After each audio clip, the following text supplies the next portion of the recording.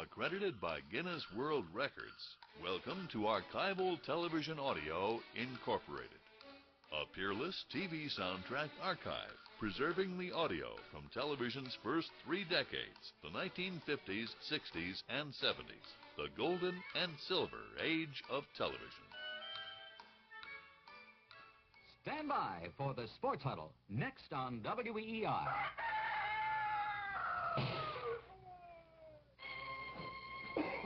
Any reproduction during this program without the express consent of the Sports Huddle is prohibited.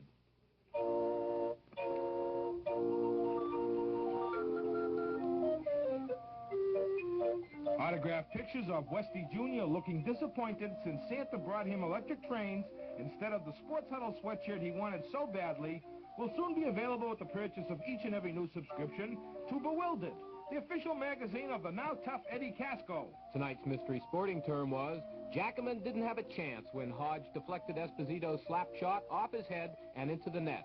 Since no caller got it, $50 will be removed from the giant jackpot and donated to the committee to help teach Randy Vitaha how to curse and swear. In tonight's performance of the Sports Huddle, the part of Garfield Smith's dexterity was played by a pretzel soaked in warm water overnight. The formation of a new advertising agency by Roy Jefferson, Chris Rogers, Dale Mitchell, Jack Evans, Gabby Hartnett, Bob Hayes, and Trigger Burke and Mike Epstein will be known as Roy Rogers, Dale Evans, Gabby Hayes, Trigger, and Epstein. The John Mazer, Upton Bell, Billy Sullivan Troika was adopted from last summer's Yaz, Reggie, and Billy Canigliaro forest, and only the names have been changed to confuse the innocent. Copies of the new hit record of Yes, Mr. Sullivan, Whatever You Want, sung by the Patriots Board of Directors, will be given away free as a special bonus with the purchase of every life-size Clyde Klutz doll between now and next August. The Bruins front office has announced that no players from their minor league hockey team will be brought up to the varsity until they learn how to tell time and eat with a knife and fork. The Pentagon's Department of Controlled Germ Warfare for Peaceful Purposes has approved the Boston Garden as the only location for the testing and experimentation of germs in their natural habitat. Dangerous Dave Perlman produced tonight's Sports Huddle program while trying to convince Boston College hockey officials to drop BU from its schedule. Be sure and tune in the Sports Huddle next Sunday night at 7 o'clock right here on WEEI when that sensational new rock group, Steve Fredericks and the Know-It-Alls, will make their Boston radio debut.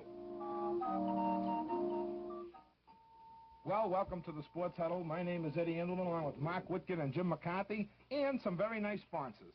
This hour of the Sports Huddle is brought to you by Garden City Travel, offering the 2nd annual Sports Huddle West Coast trip, February 19th to 26th.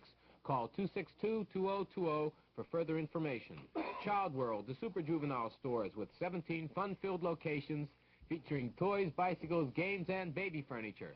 Taymors of Brockton, serving generations of New Englanders since 1911. L.B. Darling Company, makers of Darling's Darling delicious meat products, and Blanchard's, Boston's biggest branded beverage supermarket. Well, I guess nothing much happened this weekend, so we should talk about the Braves-Tidewater game last month, which I think was a fantastic game. It was 6-3, and the Braves kept the streak unbeaten and proved once again that hockey is a great game. Well, Bepp has those guys flying. I'd rather talk about Tom Johnson saying that there's something the matter with the Bruins. Apparently he hasn't looked in the mirror lately because he's the only thing the matter with them. Well, actually, the Bruins played a wonderful game. You know, the Buffalo game was on, I believe it was the 4-4 tie on Christmas night. And only 15 different times did Fred Kustick and Johnny Pinpoint say that it was probably one of the greatest of all the hockey games ever played in the history of the universe and the world. And I can't blame them.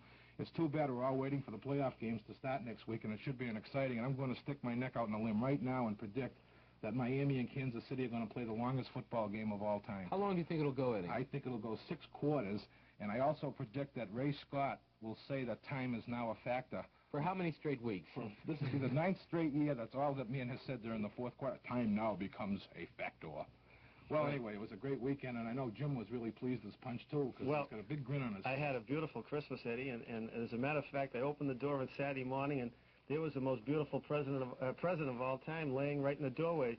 And as I opened the paper, there I found a beautiful gift, a picture of the Herald Traveler sports staff. Merry Christmas from HT Sports staff. And I'll tell you, it's great, and since it's Christmas, we want to be charitable, but I hope one of these days they win their stick fight, because this is beautiful. Well, anyway, we're not that good looking either. But anyway, we want to tell everybody that tonight's call-in question, it's very simple. All you have to do is tell us who is Habiba Farim.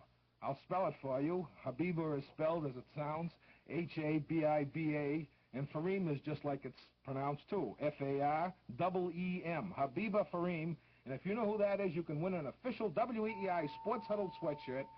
And you can do it by calling us here at 338-6700. That's 338-6700. And now the overture for the bells are ringing. We'll begin, and the lights dim. What is the bell? Yeah, what is the bell? Our engineer Bill Rule, Frank Santos is standing there, Dave Freeman. That's our special.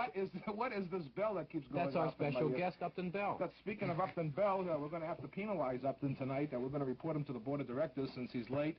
But Upton Bell is going to be here to discuss all the playoff games and give us his expertise and prognostications. And we're going to see if we can't find out exactly what's going on with the Patriots and where everything stands. And we got lots of things to discuss tonight. But I guess you really got to start by saying that these playoff games, with the exception of that fantastic game between Kansas City and the Miami Dolphins, and my congratulations to the Dolphins because they certainly aren't the better team, but they certainly had the bigger hearts. Still, you got to say that these games are dull, and these coaches have absolutely no imagination whatsoever. They have, and this playoff system in football is bad, in my opinion, not only to take away the charm of the actual Super Bowl, but frankly, they're a bore. Most games are an absolute bore. And the shills of the announcer even exaggerate the problem. I mean, this is one of the reasons why I, as one, sort of gave up to a certain degree on college football, because with a lot of the wishbone and the running offenses from, say, Texas and Ohio State, you never saw passing, you never saw wide-open games. But in the pros, where the guys are supposed to execute all things well, it seems that nothing is being executed, like the Washington play today. Not only, in my opinion, was it sort of stupid having Sonny Jurgensen on the bench when they obviously needed to pass, but he was running, off-tackle plays, drives up the middle, when he was obviously in need of a quick score. Well, like the announcers say, that the Washington coach is a defensive man, and so he plays defense. Offense is in his bag, where Kansas City Stram's bag, in my opinion, is offense. Yeah, but George Allen is supposedly the best coach in football. Let me ask you a question. Why didn't they throw to Otis Taylor yesterday? I couldn't figure this. Well, I couldn't figure out Don Shula with a minute and 40 seconds to go, and he's on the 8-yard line or the 7-yard line, and it's 2nd and 2. He passes for the touchdown, and he was really bailed out by possibly by some force that was guiding the Miami Dolphins. But instead of trying a couple of running plays and using up the clock, he gives the ball back to Kansas City, and it's only a miracle that Stenerud missed that kick, because a team with 3 timeouts in a minute and 42 is plenty of time. But I'll tell you something. Did you see Nolan today? Mark and I were kidding. We got to place a call to Dr. Spock tonight. Nolan is like a little 3-year-old kid chewing his fingernails and licking his hands like a pussycat. It was incredible, and I can't understand why these guys are going to pieces over this whole thing. Why can't they just have this is the time to, like the Harvard-Yale game, a big game, so they come up with, it's a big game, and they come up with all kinds of special, defenses, special offenses, special plays. And here, these do nothings. Just sit there and try up the middle for 1, 2, and 3-yard plays. And then the announcers say, well, look at that great defense, but stop the offense. Well, you never know what the offense could have done or what pressure the defense would have been under. Well, right now the orchestra is all tuned up, and you know why. That's right. California, here we come. That's right. The Sports Huddle gang is going to California February 19th through the 26th for one fantastic week. We're going to visit Los Angeles, and we're going to visit Las Vegas, and we're going to visit San Francisco. See the West Coast. We're going to see the Bruins play a couple of times, and we're going to sit together in a group, our own box seats, and we're going to see maybe the NBA Lakers, who now, by that time, will have won about 49 games in a row. They're going to be playing the Knicks. We'll have a chance to see 3 beautiful stadiums. We are going to have ourselves one fantastic ball. Garden City Travel has made all the arrangements. Garden City Travel is located at 1252 Boylston Street. That's exactly in back of Fenway Park. And they have really outdone themselves because, just for example, while we're in Las Vegas, we are going to stay at the International Hotel, possibly the world's finest hotel. What a blast we're going to have there. We're all going to get together for a giant supper show. And a little later on, we're going to call the International to see what big show business act is going to be there. I believe last year when we were there, Debbie Reynolds was there with the review. And we're going to have a big supper party there. We're going to have a party out in the West Coast to honor a hockey player. We can't tell you who it is because we don't want to annoy the Bruins right now. But we are going to honor a hockey player out there. We're going to have a fantastic party there. All the transportation, all the breakfast brunches, and a supper show and a tour of San Francisco and of Los Angeles is included. The price, $399. That's $399. You know, Eddie, while you're speaking of San Francisco, and this is not a put-on, it's the year of the rat, lunar year 4,670. That's true. It starts February 19th and goes 9 days till the 28th, so we'll be there, part of it. The parades, the whole bit. It'll be a lot of fun. Well, you got to tell the people that the largest segment of Chinese people in the United States is located in San Francisco. And I would think Japanese, too. And probably Portuguese. I don't know. But anyway, it really should be a blast out there. We want everyone to come. The phone number for Garden City Travel, if you want to make your reservations or if you want to get a beautiful brochure that gives you all the details, 262-2020. That's 262-2020. I promise you it'll be the time of your life. We're really going to have a blast. And the people at Garden City Travel will really take good care of you. And we've improved the trip, and it's going to be the greatest trip ever. 262-2020. That picture looks like a before in a false tooth, in a false teeth ad. Really, it does. Most of the staff looks very sad, and I would say that was before they... No, they're smiling. They're smiling. Just one. Just Joe Looney. 338-6700, and you're first tonight on the Sports Huddle. Hello. Hi. Hi. Hi, this is me reminding you that last week's phone call was strictly to test the substitute producer, who I think did a heck of a job. Right. And if you don't buy that, how's this? I hated the guy who imitated my voice, but I did go to confession. My parish priest knows that everybody can make errors, and I made 2 this year. And I asked him, I said, Father, bless me, Father, for I have sinned. Bad radio phone call, and he gave me 338-6700 to dial 1,000 times, and I did it. Good boy, Eddie. Isn't that nice? Yeah, listen, I want to take this opportunity to wish you and your family a very Merry Christmas and a Happy New Year to you. I'd like to wish the whole Sports Huddle crew a Happy New Year, but I want to remind you of one final thing. Since I was in the confessional box during the holidays, I decided, well, you might as well get everything off your chest, and I had to tell Father Halloran, Father, I blew up 6 miles of tracks in Northern Ireland, and he said, Eddie, you've been a bad boy besides that phone call. Well, for your penance for this, I want you to do the stations. I'll be back at halftime to do a rendition of the alphabet, a tremendous halftime show. Okay, see you later, Eddie. You're next in the Sports Huddle on WEEI. Hello? Hello? Hello? Hi, how are you? Good. First thing I'd like to say is I'm not Stephen Schwartz from Chelsea. Well, that's very interesting. We're tickled to hear it. Yes. I'd like to know what you think of the Red Sox raising their ticket prices. I think it's, I guess the price of the maintenance of the ballpark has gone up, from what we understand, and... Wait a second. Listen, this is what I'm told, Eddie. I don't believe anything. I read it in the paper. I seen a guy pushing a lawnmower. I read it in the paper. Buy a lawnmower at Sears Roebuck for $18? I read it in the paper, and as a matter of fact, it was written in our favorite paper. Well, I don't know. It's a small raise, that's for sure. It's only a 2-bidder, but still, I think... considering the performance that they put on last year, that they ought to deduct a quarter off the price, in my opinion. Well, how much is a quarter times $1 million? That's $250,000, right? Yeah, but they drew $1.7 million, so it's over $450,000. No, it isn't. No, it's $25,000. What is it? What's a quarter times $1 million? Well, I'm telling you. Well, what is it, Dave? If it's a quarter a ticket, it's $250,000. It's $400,000. They can get a lawnmower at Sears Roebuck for $17. It's $250,000. Or they could trade in their lawnmower and they could get one for $12. That's all they're doing, because they certainly don't clean the restrooms. Hey, caller, you still there?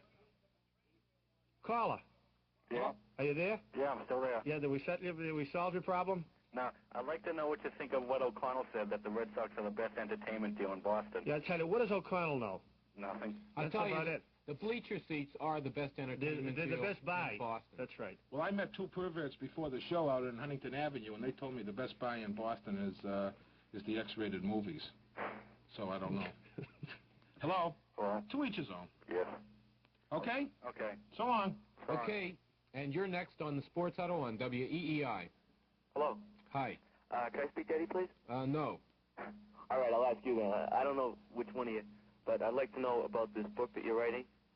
Right. Have you finished yet? Is it going to be coming out pretty soon? Well, the book was turned into the publisher's Dodd Mead in New York about 3 weeks ago. And it was returned the same day. No, and actually the book is scheduled to come out April 1st.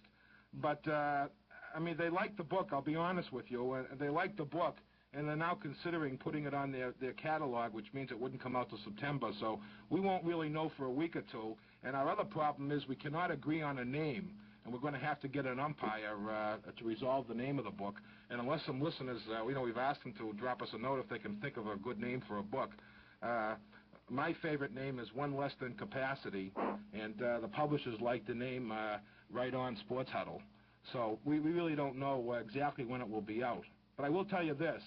If you buy a copy of Life magazine January 21st, you might see a big surprise. I'd like to ask you a question, please. I'd like to know, with these two new teams coming into the National Hockey League next year, what are they going to do about having, like a game tonight between the Bruins and Toronto Maple Leafs? It's obviously one of the better games to go and see. Now, what are they going to do about this? Are they going to increase the amount of games per season, or what? Yeah, they probably will increase the games. Whatever they do, it really doesn't matter because you'll still be getting less good hockey. Yeah. I think you realize that. So they'll just tell the writers to write more. Yeah. Okay? Okay, thanks a lot. Thank you for calling. Okay. We got a message from the very wonderful people and the key sponsors of the Sports Huddle from Child World, and they want to pass on their annual messages, their weekly messages. And suffice it to say, the people of Child World just asked me to tell all you folks out there, first of all, they thank you very much for all your business. Second of all, they want to take the opportunity of wishing every single person from 1 day old to 100 who shop the Child World stores a very Merry Christmas and a Happy New Year, and they sincerely hope that they brought a lot of happiness to a lot of people and a lot of families. And we pass on our greetings, of course, to the Child World people. They're wonderful people, and just the fact that they pass up their messages just to wish everybody a Happy New Year and a healthy New Year shows me the kind of people that Child World are. We're proud to have them as sponsors. They're fantastic people. The stores are located all over Boston, and we really wish them the very best. You're next on the Sports Huddle. Hello. Hello? Hi. I'd like to take a shot at the quiz. Okay, take a shot. Is he a goalie from the Bruins? No. I got another another guess? question. What did you think of the Celtics yesterday?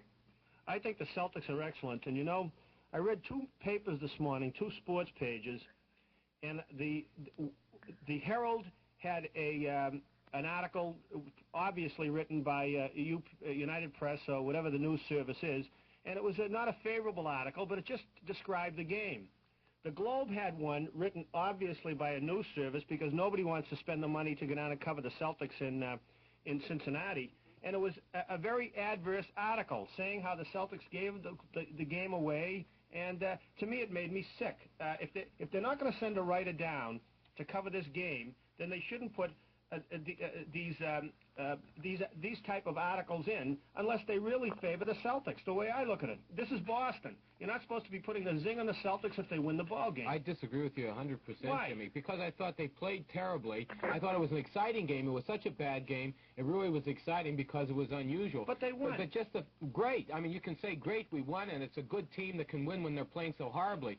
But to write favorably just because that's our team, I just don't go around. Playing as if they were trying to illustrate how it is possible to achieve victory while performing about Hey, Jimmy, as poorly. wait a second. I violently object to your stand on Why? this. Because why isn't a writer entitled to write just This like... thing isn't even signed by so anybody. what? It's by Wait a a second. Cincinnatian Did you see the writing game? for Boston. Did you see the game, Jimmy? Jimmy, if you had seen the game, I know maybe they you were would bad. take a different No, slant. I know they were bad. Wait, there's a bigger point here involved. Why isn't a newspaper man entitled to write something negative? We fight on the Where's Sports his Huddle. name? Wait a second. Where is his name? It doesn't make any difference. How do I know who wrote this article? How do you know who a caller is to our show? Do we shut them off because they don't say something nice about the Celtics? So why shouldn't a writer be able to write any damn thing that he wants? And I think it's good once in a while to see something from UPI or see an objective Well, who do report. I know it's Because, from? can I tell you something? Well, who is it Bob, from? Bob If you listen Ryan, to who covers Pritchard- the Celtics for the Globe, is nothing but hearts and flowers. He's the guy that called Tom Sanders charismatic next to Bobby Orr and Jim Plunkett, and he's the guy that Bill Dinwiddie was going to save the franchise. It's ridiculous. I think to see a UP writer or something who's writing an objective article is a good idea. Let me ask you a question. Why? Here's a paper that's got 24 men that I get a picture of, and that's not all of them either, in a sports department, and they can't send one of their people down to cover a game. So you have a beef Wait minute. against them. Wait a second. And I also got a beef against the fact that they didn't cover the game in Milwaukee the other night, but they got some dingaling out in Minnesota covering a football game. That's a different argument. I agree with you 100% on that, but What are that you isn't, talking about? that isn't about the same freedom. argument as a guy That's not writing freedom of a the press. story. Nobody even signed the thing. Who do I know wrote that thing? That's Ulysses That Pritchard could be a club shill Inman. for the Cincinnati Royals for all I know. So what? But it's true. Well, it isn't true. It is. How do you know? I saw the Well, game I don't and think it it is should be true. written that way. way. Why not? And I don't care what What do you want to do? think. Control the press? No, yeah, I What do you control think the you press. are, Pete Rozelle, or I a control hockey the press franchise because owner? the press is controlled. There's not one. There are a few, but well, I'll go into that later. Well, anyway, I want to tell everybody right now wait a about second, Tame Mr. Horse. Caller. Oh, hey, caller? Yeah. Oh, I'm awfully sorry. I don't know why everybody's talking about the LA's record. Didn't the Cincinnati Reds in 1869 play 100 straight games without a loss? Yes, they did, but unfortunately, they used to. Most of them were by forfeit. Really? That's right. Is that what? But A lot of the Army post teams that they were playing had already been massacred by the Indians. Is that true? Right. And I'd like to say to Jim McCarthy, you were late at the trade-in, and you were late at the Chelsea Sports Breakfast. So I'd like to send you a Christmas present. Book How to Tell Time. Okay. Hey, Okay, kid, you want to know fine. something? My What? watch is 15 minutes ahead all the time, and I'm still late. What am I going to do? I don't know. Well, maybe I Move just to take Chelsea. off, right, and get lost? Drown myself? What do you want me to do? Move to Chelsea. Move to Chelsea? You crazy? No, did you hear the Chelsea sports scene by any chance? No. Well, I tried to, but I couldn't get the station. It's on your old station. It is? Yeah. I didn't hear it. Okay. Listen But tomorrow. I listen all the time. That's all I have to do is It's on listen at to 10:30 WEEI. if you're wondering. Pardon? It's on at 10:30 tomorrow. 10:30. Good. Well, I'll be there. Don't worry. Is Okay. that in the morning? No, night. Oh, well, I'll be in bed at that time because I go to bed well. around 8:30. Okay, just tell us. I have to be in bed at 8:30. 10:30 on WI. I don't know what station's on. So long, kid, and stop shilling, will you? Okay. So, see ya. Yeah, Tame bye. Horse of Brockton, famous throughout the country for famous name footwear and tremendous savings since the year 1911. And, of course, Jim, Mark, and myself had to attend an executive meeting at Tame Horse this week, and they're panicked over at Tame Horse because they feel an awful lot of people are going to trade in the Christmas shoes that they got that didn't fit from some other inferior stores and bring them into Tame Horse and try and fool the sales department. Well, you can't do it. The people at Tame Horse are way ahead of you this year. They put on an invisible ink that shines up in the dark and says, "Kiss me, baby," and they will know that any shoes that are turned into Tame Horse that light up and say that, know that they were from Tame Horse. If not, you're out of luck. Okay? Now, at Tame Horse, they have 4 giant floors bulging with every size, shape of shoe for men, women, and children. And all they sell at Tame Horse is very famous name footwear and a tremendous savings. Men can save, as a matter of fact, up to $20 a pair. If you're looking for boots or if you're looking for side zips of buttery kidskins, sneakers, golf shoes, I don't care what you're looking for, Tame Horse is the place to go. Tame Horse is open every Wednesday and Friday evening until 9 o'clock for your shopping convenience. They have the latest styles, they have the best service, and they're a very honorable company, and they would not let you walk out of there with shoes that didn't fit you perfectly. Tame Horse will become the family shoe store for you. You will never need another shoe store. You'll never wonder about that place that was there last Thursday and you came back again and it's closed now. Tame Horse has been in business over 60 years. Tame Horse of Brockton. You want to know something? Yeah. You know, you bug me. There's not one Boston paper that would write this kind of a story about the Bruins, no matter how badly they played. If the Bruins lost a game, they would not print this. An abacus was needed to total the bad passes, bad shots, dumb plays, etc. And they stumbled as they stumbled toward the finish, it was even money that if there would be even a winner.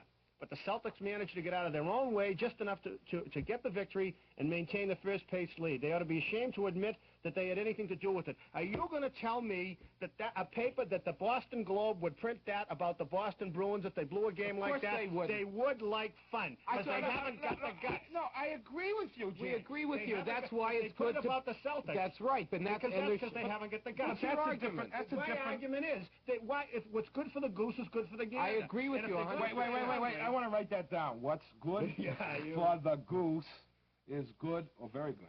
No, I agree with you on the point there that you're making the overall point. All I'm saying is that you object to the fact that there's an objective report about the Celtics. That's not an objective report. It is, Jimmy. I saw the game, and I want to tell you something. It was a farce, and I'm glad the Celtics won, and they had it inside them the last minute when they needed it and scored 8 points. Have you ever read an article like that about the Red Sox? Have you ever read an article like that? That has nothing to do with it. Sure it has something to do with it. The Celtics had something 30 turnovers last night. The only two people Would you like to read it? Would you like to read it about the Bruins or Celtics if it were If I saw somebody true? with any guts that went down and signed their name to it, yes. Well, But everything I read in Boston that puts the zing on anybody, it's unsigned. because they're gutless. And that's the only point I'm trying to make, Mark. Okay, it might have been I thought gutless, you were but going he to come in here wrote tonight and an give a article. happy Christmas message. Actually, I got my present. I do know who wrote it. Well, he anyway, only uses initials. You don't know who wrote I do. it. It's Ulysses Pritchard Inman, but he only uses his initials. Okay, right now There's no initials on that. Right now we're going to take the 7:30 WEEI station break, and here it is.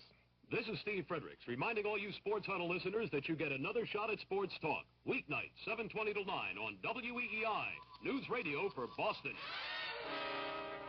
He remembered his name tonight. Yeah. Well, see, Steve never stays long enough to talk to us. He comes in here, gives his little thing, and runs right out. I want to talk to him about sports some night. Well, let's ask him about Jim Nance. An objective opinion of Jim Nance. No, the funniest he ever was he was telling a caller last week on Sports Line 59 that I don't know what I'm talking about in the Bruins because I'm not pals with any of them, and he's very close to most of them. And all I can say is that if he's close to most of them, then he ought to have a franchise for deodorant. 338-6700, and you're next on WEEI in the Sports Huddle. You have the body of David Lerner and the brain of Shia. Goodbye, Shia. You mental gazers. Goodbye, Shia. Well, I'd say that he added an awful lot tonight. All right, and you're next on the Sports Huddle. Hello? You're on the air. Are you there? Yeah, can I answer the question? If you can. Is it the first and middle names of the child of Kareem Jabbar? No, it isn't. Oh, I thought I had it. Well... Can I talk to Mark? Yes, you can. Mark? Yes. It was kind of muddy out in Cleveland Circle today, wasn't it? Yes. Would you like to say something about sports? I might as well. Okay. Who do you think is going to win between Miami and Baltimore? I think that, well, if Bulash doesn't play, I think that Miami will. Okay? Thanks a lot for the call. You're welcome. Bye-bye. Bye-bye. Are all your play chums going to call tonight, Marky Poo? You're next on WEEI in the Sports Huddle. Good evening. I'd like to ask you about something you touched on a couple months ago. Did you ever find out what the status of Cat Ballou was? Yes. What's that? Cat Ballou is coming back to camp next year. Is that right? Right. Okay, now, can I ask you one other thing? What's your gripe against the Baltimore game today? Granted, they're not the most exciting team, but, you know, they won, didn't they? Yeah, no, I have no objection to that. I'm just saying that the game was a dull game. I think you'll have to agree to that. That was. And all I'm saying is because they're playing so close to the vest that they're missing what's the greatest part about football. That's the unexpected and the thrills and the long gainers. And the playoff system is so stupid and so long and so drawn out that all the magic is gone. That's all I'm saying. The Minnesota-Dallas game had to go down as the most boring thing I've ever seen since the Shirley Temple movie. Do you think they ought to rearrange that Central Division in the AFL? No. No? No. None of those teams look strong for a few years anyway. Well, you never can tell. Football is so weak and so diluted that a team like the Patriots can bounce up and be Super Bowl contenders in 2 years. Okay, can I take a stab at your quiz? Yes. Is it Kareem Jabbar's wife? Yes, it is. Wonderful, I win. Absolutely Just right. what We'll have to I get another wanted. question. Huh? That's right. Absolutely. It's Kareem Jabbar's wife, Habiba Fareem, and you win an official WEEI Sports Huddle sweatshirt. A late Christmas gift. Okay, now you hang on. Dangerous Dave Perlman has just about recovered from the Notre Dame beating that Boston College got, and he will take your name and address, and we'll forthwith get one out in the mail to you. We thank you. So long. You know, with all the baloney about football and Christmas and what a bad thing it was and how people are going to pick at the game, I think they banged out the both. No, they didn't. They didn't? It There was were about close. 600 some Yeah, missing. it was from close. the one. Okay. You know, but and secondly, I don't know what any father would have done on Saturday afternoon or Christmas afternoon without that ball game. Even if they were traveling or going to see relatives and so forth, I think it was nice to be able to sit down and watch a ball game. It was for me, and I think that people that beefed about it are the hearts and flowers, God and family types that you know really are not that interested in sports. Well, some of the people who beefed about it, I think, are like the people who use the national anthem, you know, before a commercial production, like I'm getting tired of the networks doing. I mean, I'm for anything that gives a person freedom of choice to do what he wants. I don't want anyone telling me what I have to do. Well, you know, my only point was that to me it was almost. You would always turn it off. Yeah, well, Exactly. see, the whole thing is this, you know, this is America, and there's so many false things, there's so many fake things. To take an issue like the Christmas Day football, which incidentally there was no other day that they could possibly play this unless they changed to a Monday and had a game the following Sunday, which wouldn't be fair. It's so unfair to use that to build an image, to make a cause, It's like us getting on the air and just saying motherhood is the greatest thing that ever lived, apple pie and ice cream, our country, take it or leave it, and all that baloney. And then listen, what's wrong with motherhood? This is image building, and it's a phony, fake image. Well, this is what bugs me. And throughout history, there's bloodshed wars have always developed of people pushing their religious convictions and ideas and forcing them on other people. I'm Jewish, and when Yom Kippur comes, it's up to me in my heart to say whether I'm going to do anything on a holy day or not.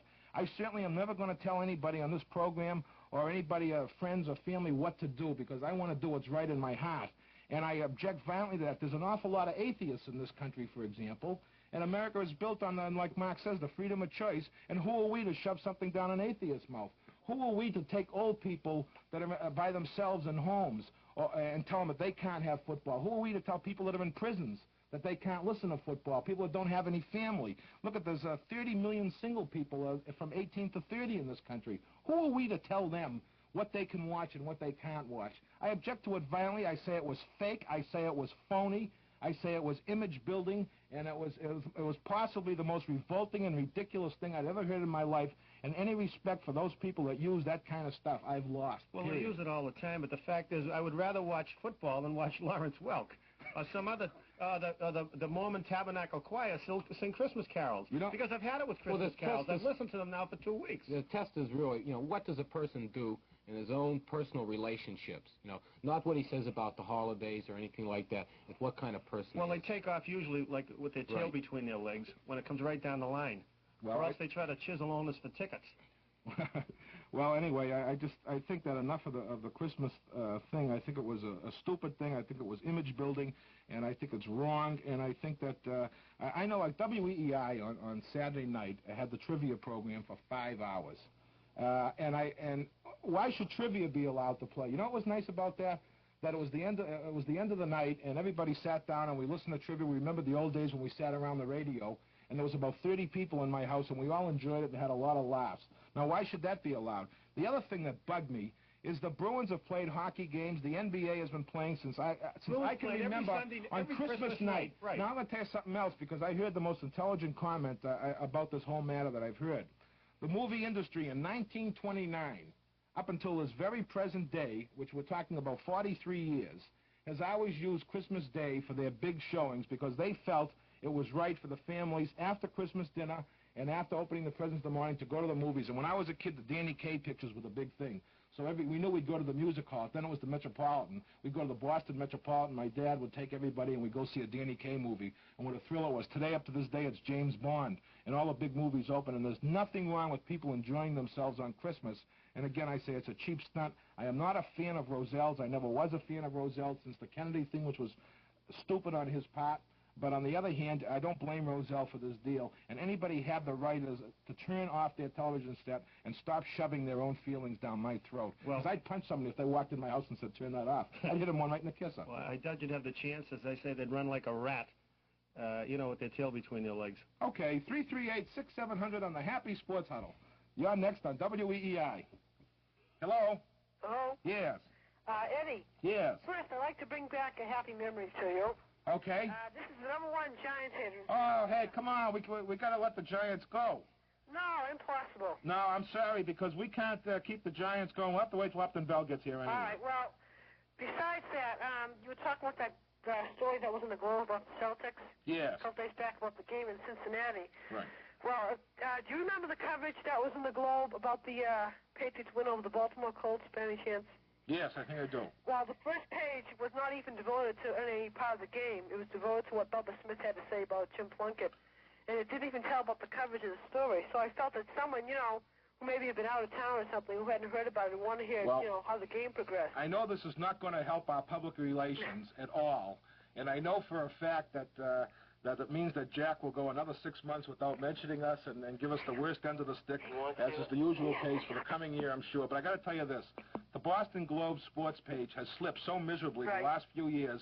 It's so antiquated, superannuated, that the Herald has it now all over the globe. And that's the first time I've been able to say that in a long time. Right. The record is out of the running. but the Herald sports page is, and I think Jimmy will even agree, although we have our fights with them and everything else. No, I like them. Most of the Boston people, and by far. With the exception of Lee Montville, who I think is a very good writer. I think Ray Fitzgerald's a good writer. Yeah, but I think Montville sometimes gets an issue which is interesting and develops he's a good writer. I mean, way. he goes on. I mean, he doesn't. He's not shilling for anybody. I'm not talking about particular writers. He's not on somebody's payroll. I'm talking about a sports page as a thing, right. An entire sports page. The Herald has them licked 1,000 to 1 now. Well, I can't agree with you there. Well, that's my opinion. Well, okay, it's your opinion, but to give the Globe their articles, most of their writers, I would say their writers are passe, but so the Herald is passe writers too. The Herald writers, at least with the exception of 1 or 2 that I can think of, at least know sports, and I could sit down and discuss any sport with them, and they have good opinions and solid opinions. Well, you're talking about you mean opinions, right? Please. An opinion? You mean a positive opinion all the time about the Red Sox? No, please, Eddie, come on. I don't agree with you. Don't talk about the Red Sox, please. Okay. No, I'd rather not either. But how about Larry Clausen, though, in the record? I think he's terrible. I think he talks a great fight, but I think he writes. He has never written anything to me that was interesting. He never took anything and put it in perspective. He never told me really anything I didn't know. No, you're wrong. He told you that you could go to the Branding Iron before or after the game, Bobby Orr's place, and you could meet single girls, or you could be a single swinger. Well, that told me a lot. You could meet married girls. You could do anything before or after the game. You're right. He wrote a column on that, or part of a column. You're right, Jimmy. That told me a lot about it. The record is badly in need of a Galooly or a Dave Egan. Perhaps. I agree with you there. What do you think of Fred Biletnikoff and Gary Garrison taking the All-Star above Randy Vitaja? I think Vitaja was something like 3rd in the league in yardage or something. 4th. And they took 4 receivers for the All-Star team. Well, I can see Biletnikoff making right, it. but I think Vitaja is better than Gary Garrison. Maybe he had a better year than Gary Garrison. I'll tell you something, though. There's always injuries before these games, and there's always a lot of guys that don't play. And I guarantee you 1 or 2 of the Patriots go out there. What did you think of Ed? What did you think of Ed Podolak yesterday? Ed Podolak is one of the best all-around players I've ever seen. Well, he was. I've never seen a guy play a better ball game than he did yesterday. He can return punts, he can run, he can catch. No, I mean, You've never seen a single player play a better ball game? Let me take that back. Let me moderate that. It's Christmas. He played a great ball game. Well, he made a couple crucial fumbles, too. Okay? Yeah, let me just say one more thing. All right. To Billy Edelstein, if you're listening. No, come on. Never mind that stuff. See you later, kid.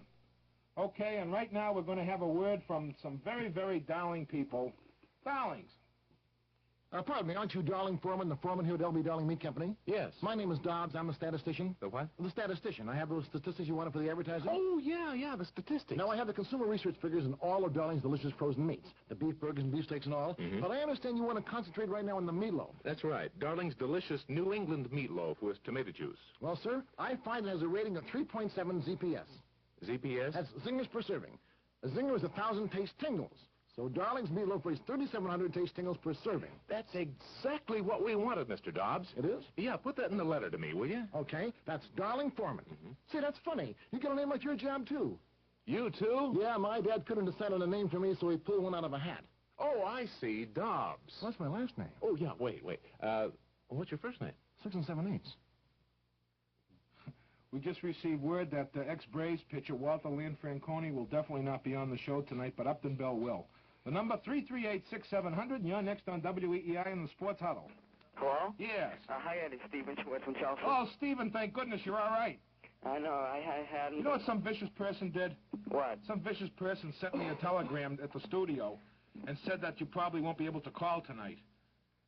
Who would do a bad I thing have like no that? idea, but it was postmarked Chelsea.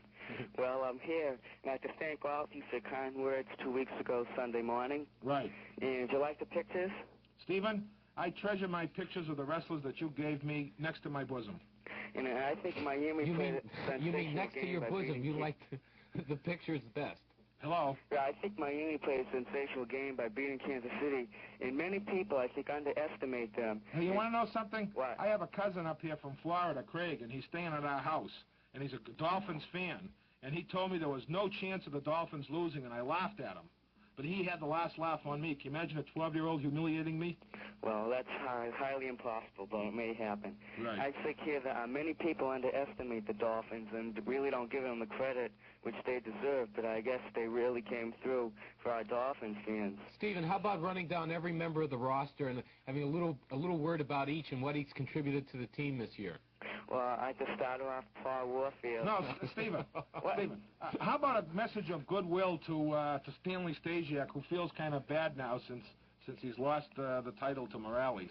Well, I like to say Stan Stasiak is one of the greatest wrestlers ever in the history of the sport, if you call it a sport. Stan, I hope you're listening. And his hard punch is just unbearable. He was cheated out by the referees. Or as his friends call him, Stash. Yeah, Stash Stasiak. Right. He's just the greatest Grand Wizard, sensational. I saw Jimmy Valiant outside and signed an autograph, but I couldn't get one to him. Yeah. Listen, Stephen. What? Incidentally, how much do they charge you to walk across the Mystic River Bridge?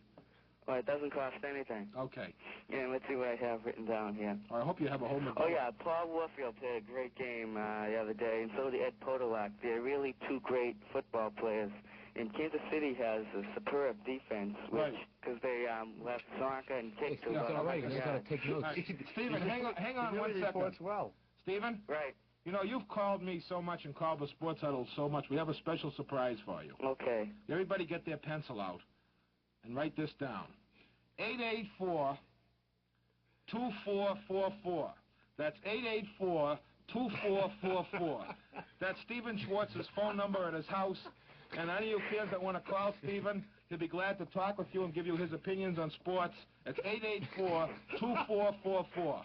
Eddie, a couple more things I have. Where is Billy the Pink Panther? The souvenir shop, he said he's coming out, but he's never coming out anymore. Well, that's what you think. When is he he's liable to be wrestling this month, as a matter of fact, in one of the smaller shows. What city will that be after? Well, I can't tell you, Stephen, because we have to keep this top secret. Well, okay, what do you think about the master team, Felix, Freddie Blassie, and Pedro Morales? Well, Stephen, I just think Freddie Blassie is a great human being, and many people think he's the Christmas angel. One last question. What do you think about King Curtis, Lou Albano's new protege? The most vicious wrestler I have ever seen in my life. If they could only harness that power, we wouldn't need Niagara Falls. I agree with you 100%. One last thing about Chelsea High School varsity and junior varsity basketball team. The junior varsity team beat, I think it was Charlestown up the Armory last week, and broke their 22-game losing streak. Yes. It was just sensational, but I'm sad to say that... Everybody over to Feldman's Delicatessen to celebrate. We heard the thing was bagged, Stephen. I know, and I'm sorry to say that the varsity continued their losing streak, 23 straight games. Well, that's all right. You can't have a beautiful city and also good teams. They lost 69-68. It was just unbearable. Yes, Stephen. But that's about all I have to say. Oh, come on. You must have more, Stephen. We have another 3.5 hours to go. I had a happy Hanukkah. I got a lot of good gifts. Okay, what'd you get, Stephen? Let's see. I got a shirt, pajamas. That was on the first day. Now, what about the second day? Film for my camera, all other stuff. You know one thing that you have, like Sports Huddle Fan of the Year? Because last time we had Malcolm XF something from Bellingham. Yeah. He had 3 frozen loaves of Yaz bread. That's right. Well, I have something I don't think not many people know. When you were in that lousy station, WBZ. Oh, no, Stephen, that is not nice to say. Well, when you were there... Please apologize. I'm sorry. Okay. I'm sorry. But when you were at that station, you had an outing at the Natick Mall, and there was this big poster there with Eddie, Mark, and Jim, your picture on it. Well, I stole it without anyone looking, and I have it down in my cellar, and that's... Can I come down there sometime, Stephen, and visit you and show you my mud mushrooms? Yeah, I got around 40 wrestling posters and around 200 pictures. Can I come to your cellar, Stephen? What? Don't kid me now. This is serious. I'd like to come to your cellar sometime. Yeah, that's serious. And I have my room. Can I come, Stephen? Fine, anytime. Can I bring my friends? Fine, you can bring anyone. Can I bring my collection of mushrooms and fungi? Fine. We could start a Red Sox collection down there. Okay. And you can even ask Jim, because he knows about it. I have a 3 feet by 4 feet poster that I had made up at CVS store, me and you. I treasure on my wall. Stephen. How do I know about it? Well, I told you last time, and all my friends did. You mean that morning you told me? Yeah. I wasn't feeling too good that morning, Stephen. Oh, well, I'm sorry to say I won't be able to... I had a cold. I'm sorry to say I won't be able to make the Sports Huddle West Coast trip this year, but I'm saving up for next year, and that's going to be some great trip next year if there is one, because I'm planning to be on it. And it's really something, but I can't make it this year, maybe next year. Okay, Stephen. And I thank you for letting me grace your pleasure on your sensational program. Yeah, Stephen, I do want to tell you one thing. What? That Dr. Leonard Riffle is leaving CBS very shortly. That's too bad. And I do think you should consider calling the president of CBS to see if you can. I think I can just picture in Boise, Idaho. Good evening, listeners. This is Stephen Schwartz from Chelsea. And you can talk about different things. Yeah, well... You might have a whole new career. You can play your flute. Well, instead of going up Boise, Idaho, I'd rather do it on a great station, WEEI, which has, been great. Okay, kid. And next week, Eddie, all right? Right. Okay, thanks a lot. You know, he did bring up a good point, and I do want to wish everybody at WEEI who has been, I would say, more than wonderful to us, and Don Tregus, the general manager, and Dan Griffin, the program director, and all the guys, the engineers, and the personalities in the air. They're a wonderful group of educated, articulate, nice people, and we enjoy them very much, and we thank them very much for bailing out the sports huddle, as they say, during our unemployment. They've really been great to us.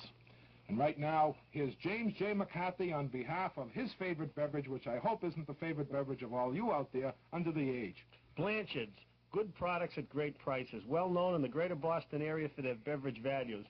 And, you know, I really want to thank Blanchard's for being one of our sponsors, but I want to say that I think we've about had it for this weekend. Did you make all gone with your Blanchard stuff? Did you make all gone and finish your plate? No. Or did you help the Japanese? We are still hearing from Channel 27 about the party we had there, Mark Stagg party, and the Blanchard's products we had up there, because they had a fantastic time, and I think the party went for 2 days afterwards, from what we understand. But I want to be, everybody knows about Blanchard's. You want to know something? You say that. First of all, my mailman wants to thank Blanchard's. And the garbage collectors of Milton want to thank Blanchard's. And I wish they'd please return my ash cans. And the babysitter wants to thank Blanchard's. And Judy's family wants to thank Blanchard's 300 times. Boston's largest beverage supermarket is located at Northampton and Harrison Avenue in Boston, right in back of the City Hospital. And how can anybody miss that big sign, big, beautiful sign, on the Southeast Expressway? It's Blanchard's next exit. Especially if they're driving under the influence. Right. You go right through it. Harvard Avenue in Ulster, Washington Street in Newtonville. Remember, New Year's is coming, so stock up at Blanchard's. Great prices, great products, and give it a try.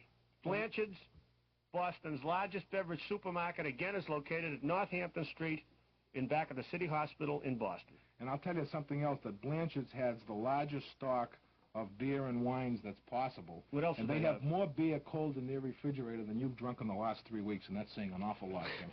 Do you think so? What are you sticking your tongue out for? 338-6700, and you're next on WEEI in the Sports Huddle. Am I on the air? Yes, you are.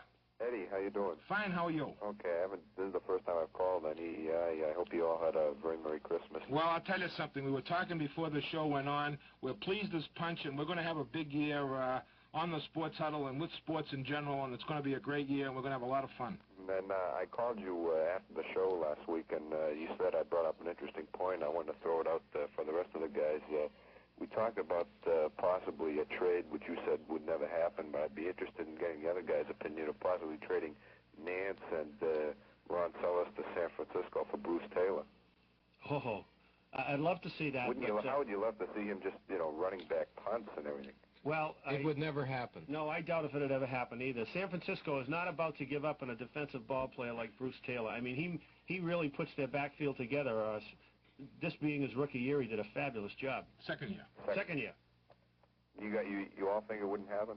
No, Taylor is the type of ball player that can break a game up at any time, 2 or 3 different ways, either with an interception or on the specialty teams. When Upton Bell gets here, we're going to have a lot of trades for him, and I hope Upton's going to take notes, because we have a lot of good ideas. And if John Mazur had listened to me in London, I was about to give him 2 plays in a pub that they would have been 7-7 this year, believe me. Really? Right. Well, also, I want to bring up another thing, which I think you guys will all agree with me. Okay, we have 1 minute left. I think it's a real disgrace is the fact that Channel 7 is not going to be carrying the NBA Game of the Week.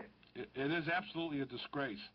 And I'm not surprised that they're not carrying the NBA game, because there's an awful lot of people brainwashed in this city that thinks that only the Bruins can lead the airwaves and the television waves and everything else. And you put out a good product. You put out a hustling team like this Celtics, and if the people would just give them a shot and go to the games, I guarantee they'll enjoy them. And I think that we do have. Don't you think that we have? I think we have basketball fans in this area. Yeah, there's no doubt about it. And look at the high school and college basketball. And look at the Los Angeles Lakers with the longest winning streak in the history of professional sports. Right. And look at that Milwaukee Celtics game the other night and there's great athletes. Hey, listen, we got to split for the news, all right?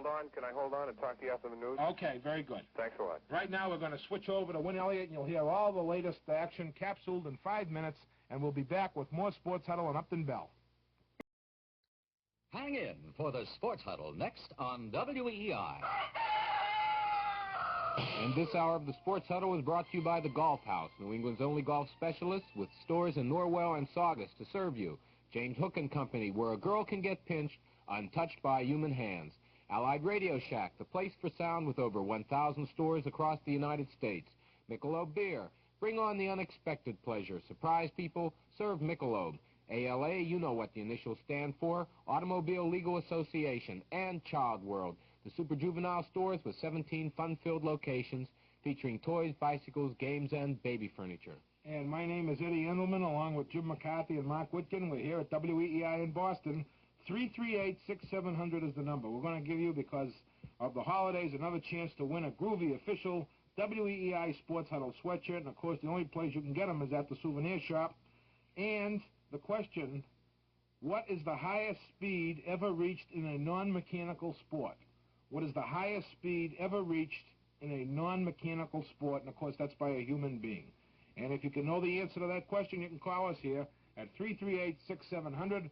When last we left you, and don't forget it's only 50 minutes to Dr. Leonard Riffle, we had a caller on the line. You still there? Yeah, I'm still there. I want to thank you for giving me the chance to hold on. Okay. And we were talking a little about the Celts, Eddie, and I know I really feel bad about the fact that 7 is not going to do the telecast. Do you have any ideas to why? And if so, is there any way the Celtics fans can do anything about it?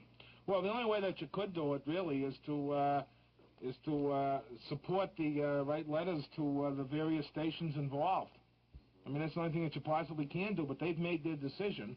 And that's final. I think it's ridiculous, but that's what they do. They're afraid of taking a look in the ratings. I mean, do you think that maybe we could do something together, like on the Sports Huddle, get some people together, some signatures? Do you think that would do any good? No, I think if each person, if he feels that way, would call Channel 7 or write the letters to the editor or write to the different sports departments and get it mentioned in the columns, that it would certainly go a long way in helping. Because I really feel strong about this, and I know that there are a lot of basketball Are the Providence stations going to carry it? Yeah, 9 is going to carry it, Eddie, but right. Obviously Channel 9 doesn't come in that well. And what about the Providence stations? The Providence stations, they're not going to carry it. NBC and CBS. 9 is the only other ABC around. I've looked into it a little, and 9 doesn't come in that well. That's Manchester, and that doesn't come in that well for most of the Boston area. So right. As a course, the basketball fans, again, are going to have to suffer. Well, you told a lot of people about it, and let's see if they want it bad enough, then maybe they'll get off their you-know-whats and do something about it. Right. Now, I want to switch gears for a minute, if I can, about football. Possibly you guys can get into your picks for the 2 title games next week. Yeah, we are. When Upton Bell gets here a little later, we're going to get into it because we would like his opinion, too. And I think also, though, you ignored... Jimmy was talking a little about Ed Podolak and what a great day he had. I think another man on the field had an even greater day. Paul Warfield caught 7 passes for 240 receiving yards, and with the great Kansas City defense, I think that's got to be one heck of an accomplishment. I was wondering what the 3 you think of that. Well, if you get something riding on Kansas City, you know, you're not going to really boost what Warfield did. But he did play a great game, and he's a heck of a football player. In other words, you were a KC fan. See, I'm a big Oakland fan, and so I was happy to get some blood out of that game. Yeah. But I don't know. I really feel that Warfield is he's got to be the best receiver of the league this year, and obviously one of the most exciting players ever to play. Okay, thanks very much. Okay, take it easy. Nice talking with you. Good night. Listen, here's a great place for you to investigate if you're a golfer or you're interested in taking up the game. The Golf House, with stores in Norwell and Saugus, is open to serve the public. They have a full line of professional golf equipment. They have bags, balls, shoes, gloves, and even a golf repair service on the premises. Before you buy, try out a set of clubs at the Golf House's driving net. Golf House has a sequence camera, and it assists in the best selection of clubs for you. They also have a professional on the premises for better service. At the Golf House, you'll find great buys on all golf items. Before you buy elsewhere, check out the Golf House. There's 2 locations. The one in Norwell across from Queen Anne's Plaza on Route 53. You take exit 30 right off the Southeast Expressway. And in Saugus, Route 1 northbound, corner of Route 129 beside the A&P. In Norwell, ask for Mark or Mike. In Saugus, ask for Dick, and at the A&P... Of course, you ask for Pierre and Hamburger. That's the Golf House, the professional people for the everyday golfer. Open 9 a.m. to 9 p.m. daily, and Saturday until 6 p.m. And both stores have been enlarged, and there's all winter long the Golf House is going to be open. I know that a lot of golfers starting down the Cape, and I know a lot of people are going to be going away for cruises and winter vacations.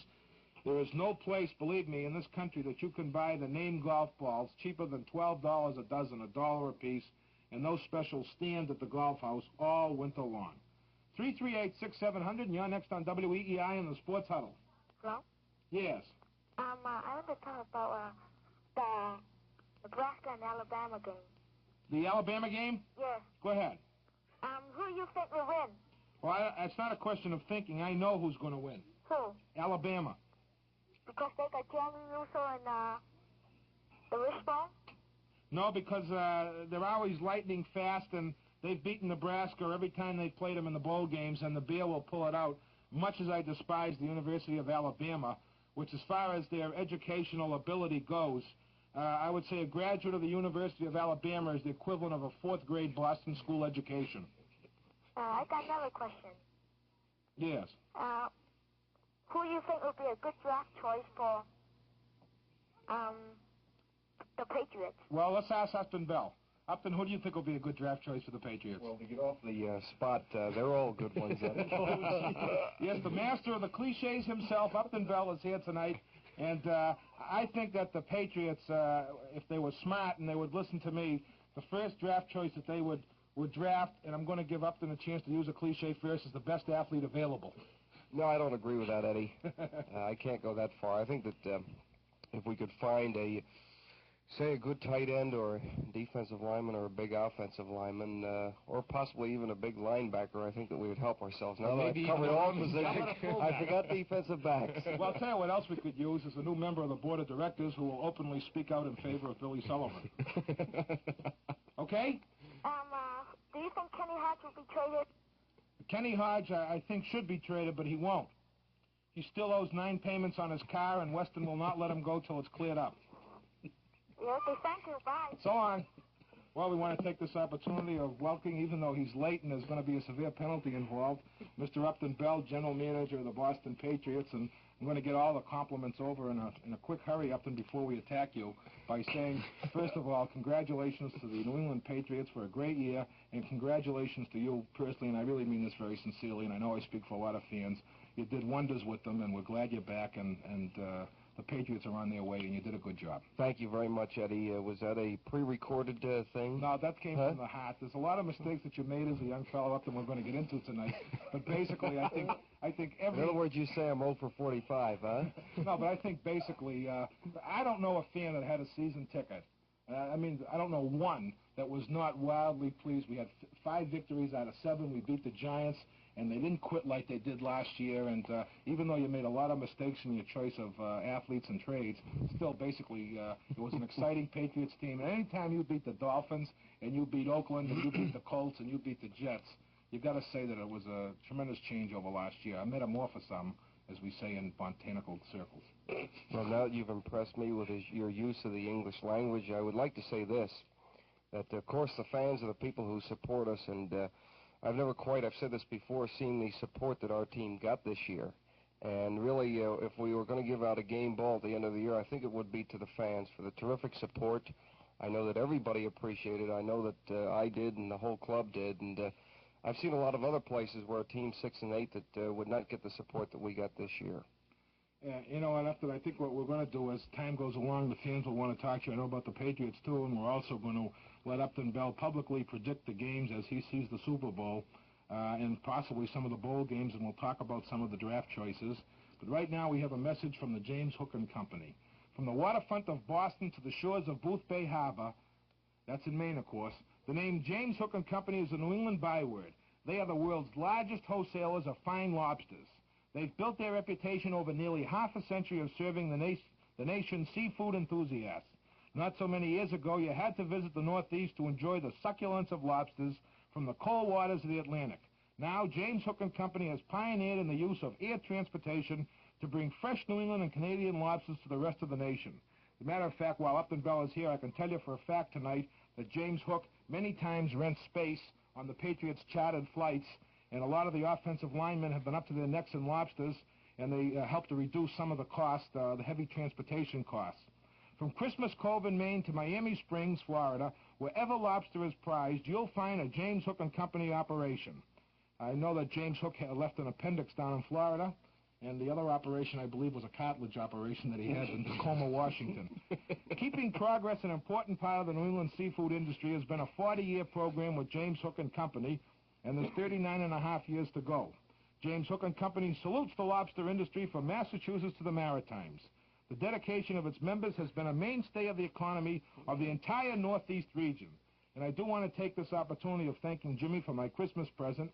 He gave me a 3.5-pound lobster for myself and my son David by the name of Freddie. And he's a wonderful lobster. We took him out for a walk this morning to show the neighbors. And he's got these little pegs, so he's not going to bite us. And he's real. Jimmy, thanks. What can I say?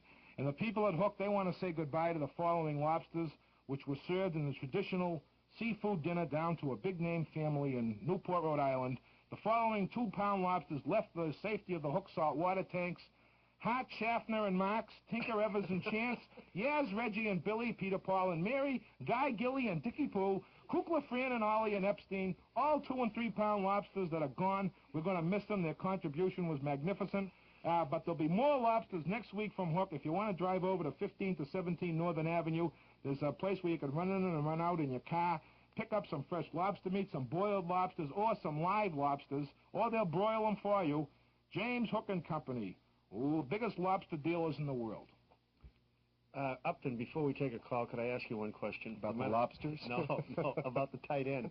Tom Beer didn't play bad football this year. I thought he did very well. Yes, I did. For a man who you had as a, you had him as a, you were going to play him at guard, I thought. You had him blow up to 250, 248, 246. You had him lose weight. He came down again to 228, 225. And he played pretty good football. I thought he played very good football. I guess it was unfortunate in the beginning of the year that he did have to play offensive guard because I think the tight end really is his best position. I think he's one of the best blocking tight ends in pro football. I think if we could have two type of tight ends, one who was a good blocker like Tom Beer, also we have Roland Moss, but another one that's more or less an outside type of tight end that you're seeing with the Trumpies and the Qualics and people like that, I think it would really help us. I think you're also seeing a trend now where people are using two tight ends in the ball game and a lot more than just short yardage situations. Actually, you could take out an extra wide receiver and put a big tight end in who has a lot of speed and use them a lot. And I think you're going to see more and more teams use them. You could save in your draft choice if you draft twins. No, that's impossible. For two tight ends. Like Dick and Tom Van Arsdale. That would be perfect. They're very big. Well, thank you. I'll put that in my notebook and take it home. You know, Jimmy brought up a point before about bringing back the two-point play, Upton. I wonder what the Patriots' position is. Football, the playoff games have basically become so dull and unimaginative, except for that. Well, actually, that game was kind of unimaginative. Well, they have to go into sudden death, so we ought to have the two-point play back in the football. I was wondering whether the Patriots are one of the people that voted against it or for it. Well, originally I was against it, but now I think that you have to get more offense in pro football because more teams are going defensive-minded. I think that it was a perfect example yesterday in the Dallas-Minnesota game. Minnesota just had no offense and had to rely on their defense.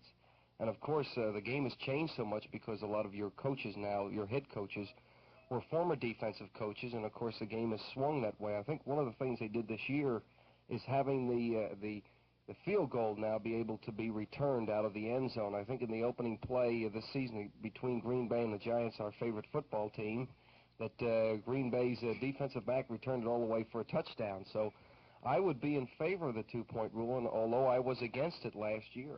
Upton, Jimmy also suggested something which I agree with before this hour began, and that is maybe having a tiebreaker and overtime in the regular season games. It seems to me a lot of teams are playing for a tie, or if it gets down to really dull defensive football if they're trying to protect a tie. And I don't think there's anything more exciting in any sport than the overtime. I know in baseball it's very exciting, certainly in basketball, and I don't see any reason, certainly no transportation argument, since all the teams fly by charter, I believe. Why couldn't there be overtime in football? Because I think you're ruining a good thing. I think yesterday's game proved that when you have overtime, occasionally in the big games, in the games that count in the playoffs, that's the best time to have it.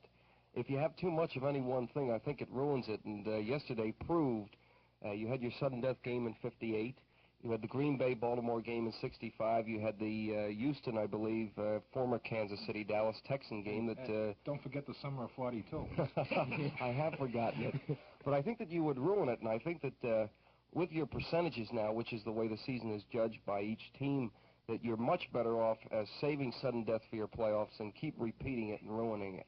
Well, I disagree, because I know in baseball, I don't think it ruins it at all, and I think it would add something else. But baseball is a completely different game. You're talking about a game that plays 100 and some games. This is 14 games, 6 preseason games, and 2 or 3 playoff games, and I think it has made it so good. I'm going to turn you in for not saying official preseason games, Upton, because it's not right. Okay, thanks for that paid advertisement. But actually, I think that if you overdo it, if you overdo anything, that you lose it. And I think yesterday was a perfect example of how good it was in the playoffs. You're right, maybe. I think one overtime game every 12 years is perhaps the rate that we should want. And you'll talk about it for another 12 years. But if you have it during the season, just the very fact, I thought that was one of the greatest football games I've ever seen played yesterday. It wasn't a case of where it was technically great, because I thought Kansas City had more talent, but I also thought that Shula did a great job in coaching his team. Well, McCarthy played a great game yesterday. Oh, I disagree with you 100%. Well, he was guessing. You always disagree with What is this? What is this? You're going to disagree with me. This is Christmas season. Well, let me say this. One of the reasons Podolak had such a great game, because Nick was guessing, and the screens were so great, is because there wasn't a linebacker there to knock off the Kansas City screen. Up to maybe I'm Nick crazy. did this against the Jets too. If you remember, in '65 or '66, he went down to Yankee Stadium. The Patriots had a shot that year, and Nick was guessing, and George Hallis Jr. kept saying, I hear a lot about McCarthy, but he's guessing every play. But it's not just guessing. Red dogging and missing. It's not just guessing on that. Let me stop the whole argument. I'll tell you why. Yesterday, he was overrunning a lot of plays, and he was guessing. But Miami's defensive line is not very, very active, and it's not very, very strong. They don't get a real good pass rush. On the run with Kansas City's big line, they're capable of blowing anybody out. I think in many cases Bonacani had to do that. That's the situation. In fact, in watching their defensive line, they really didn't get to our passer when we played them here. They've never really had a good pass rush. Stanfield is their only legitimate guy. Manny Fernandez, they have to play a lot head on the center to try and get this type of pressure. I think it puts a hell of a lot more pressure on your linebackers, and that's why a guy like Bonacani has to be so active, and you will see him overrunning a lot of plays. Remember, I was the guy that thought he played a good game. Yeah, well, my great-grandfather, Amos Alonzo Andelman, could show an awful lot of these guys about coaching, and right after we hear from Radio Shack, I'm going to tell you about, I think Shula made one of the great bonehead plays of all time, and he was lucky he got bailed out. What was that? He went for the... Oh, Radio Shack, where sound is everything. Radio Shack, for everything in sound. Phonograph, radio, components, and tape. Oh, that's swinging music, and Allied Radio Shack has really got a swinging sale. As a matter of fact, from now until February 10th, Radio Shack has a $1 million markdown sale. That's right, $1 million. And now is your time to really go out and get some great bargains, anything to do with sound, at Radio Shack's famous $1 million markdown sale. This event features a clearance of many items at far below their usual cost in almost every single product category that they make. And from now in the next 5 or 6 weeks, we're going to tell you about a couple of these great bargains. You want to really hear about some savings? Listen to this. Stereo hi-fi acoustic suspension speaking systems, usually $89.95, now on sale at Radio Shack, $69.95. That's right, you save up to 25%. And now is the time for antennas. VHF 60-mile range, UHF 40-mile range, plus FM, only $9.95. Now, where are you going to get a price like that? Go down to your Radio Shack store, talk to any of the managers about antennas, tell them about the stations that are weak, the ones that are strong, and he'll give you the proper advice, and you will save unbelievable money. That's Radio Shack and their $1 million markdown sale, now through February 10th. Upton, Don Shula, with a minute and 50-something seconds left, Miami had a first down, as you recall, on the Baltimore, a 2nd down and 2 on the Baltimore 7-yard line, and they ran the ball. They passed the ball immediately for a touchdown, which gave Kansas City the ball back with 1:40 and 3 timeouts left, rather than trying a couple of running plays. And why are these teams so stupid about calling timeouts? We saw during all 4 games the clock clicking off as many as 15 seconds before they have the brains to call a timeout rather than waste the 15 seconds. And we saw a guy like Shula who allows Kansas City 3 timeouts and a kickoff in order to get a field goal with 1:40 seconds left. Now, what makes Shula such a brainchild? What makes these teams so smart when after all these years they don't know what to do when a ball is kicked in the end zone, they don't know whether to touch it down, run it out, run it back? I've come to the conclusion that some of these football players, they might be college graduates, but they're not too bright. I think the one thing is a coach can't come out in the field and actually tell a guy what to do. He can scream and yell, and I've seen many times where the coach is screaming from the sideline and the players are, it's such a tense type of thing. And even some of your best players I've seen in very, very tight situations in the playoffs you've seen over this weekend, they seem to go blank. I know today a couple of times a timeout should have been called and they let the clock go down to 20 seconds, and that was 20 seconds too late. Upton, I've never seen a game, not one game in my whole life when this hasn't happened. Now, why does it happen week in and week out? Why do they make mental errors out there? They're supposed to be alert. Well, what happens, unfortunately, when teams are driving or teams are trying to get timeouts at the end, and you have a long gainer or you have a play where they've stacked the guy up and the players are thinking, the only thing they're thinking of is tackling the football player, getting to their area to cover, and immediately as soon as it happens, that's why they try and appoint a guy that they think will be good under the pressure. But a lot of times he might be involved in the play way downfield and a guy isn't smart enough upfield right where the play is taking place or away from the play to call timeout. Okay, well, we're going to get to some phone calls right now, and then we'll be asking Upton Bell some more questions. But right now, you're on WEEI and the Sports Huddle. Hi, it's Carl Ostrowski. Yes, Carl. Listen, Eddie, there was an imposter that called 2 weeks ago. Yes, there was. And I assure you it was not me. I know it wasn't. And a little holiday cheer, I got some Giant scores. No. Just one. Let's let the Giants rest in peace. Just one, Eddie. Just one. Okay, a great defensive battle, 1948. St. Louis Cardinals 63, New York Giants 35. You're not going to believe me, but I was at that game, and that's the game that Charlie Trippi went wild. Are you kidding me? Choo-choo justice. Right. Well, and another thing, I was at the wrestling matches, I guess it was, 2 or 3 weeks ago. Yes, Upton Bell can't wait to hear about the wrestling scene in Boston. And spends most of his time there instead of going over players. The slow count by the referee entitling Stan Stasiak not to win. I've already made my complaint to the Worldwide Wrestling Federation. You know what? It's not the Worldwide Wrestling Federation anymore. They've been changed through a series of mergers. It's now the WWRWF. What does that stand for? Which is the Worldwide Rotten Wrestling Federation.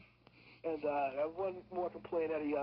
Last week, Jim Casey made his awards, Most Valuable Caller and Rookie of the Year. Yes. And I just want to know, if Jim calls later on tonight, would you ask him what his basis was for picking Giants hitting number 3 Rookie of the Year? Yes, I will. Because I don't think that was fair. I think I was cheated out of it. Okay. Because I think I really came along as a caller.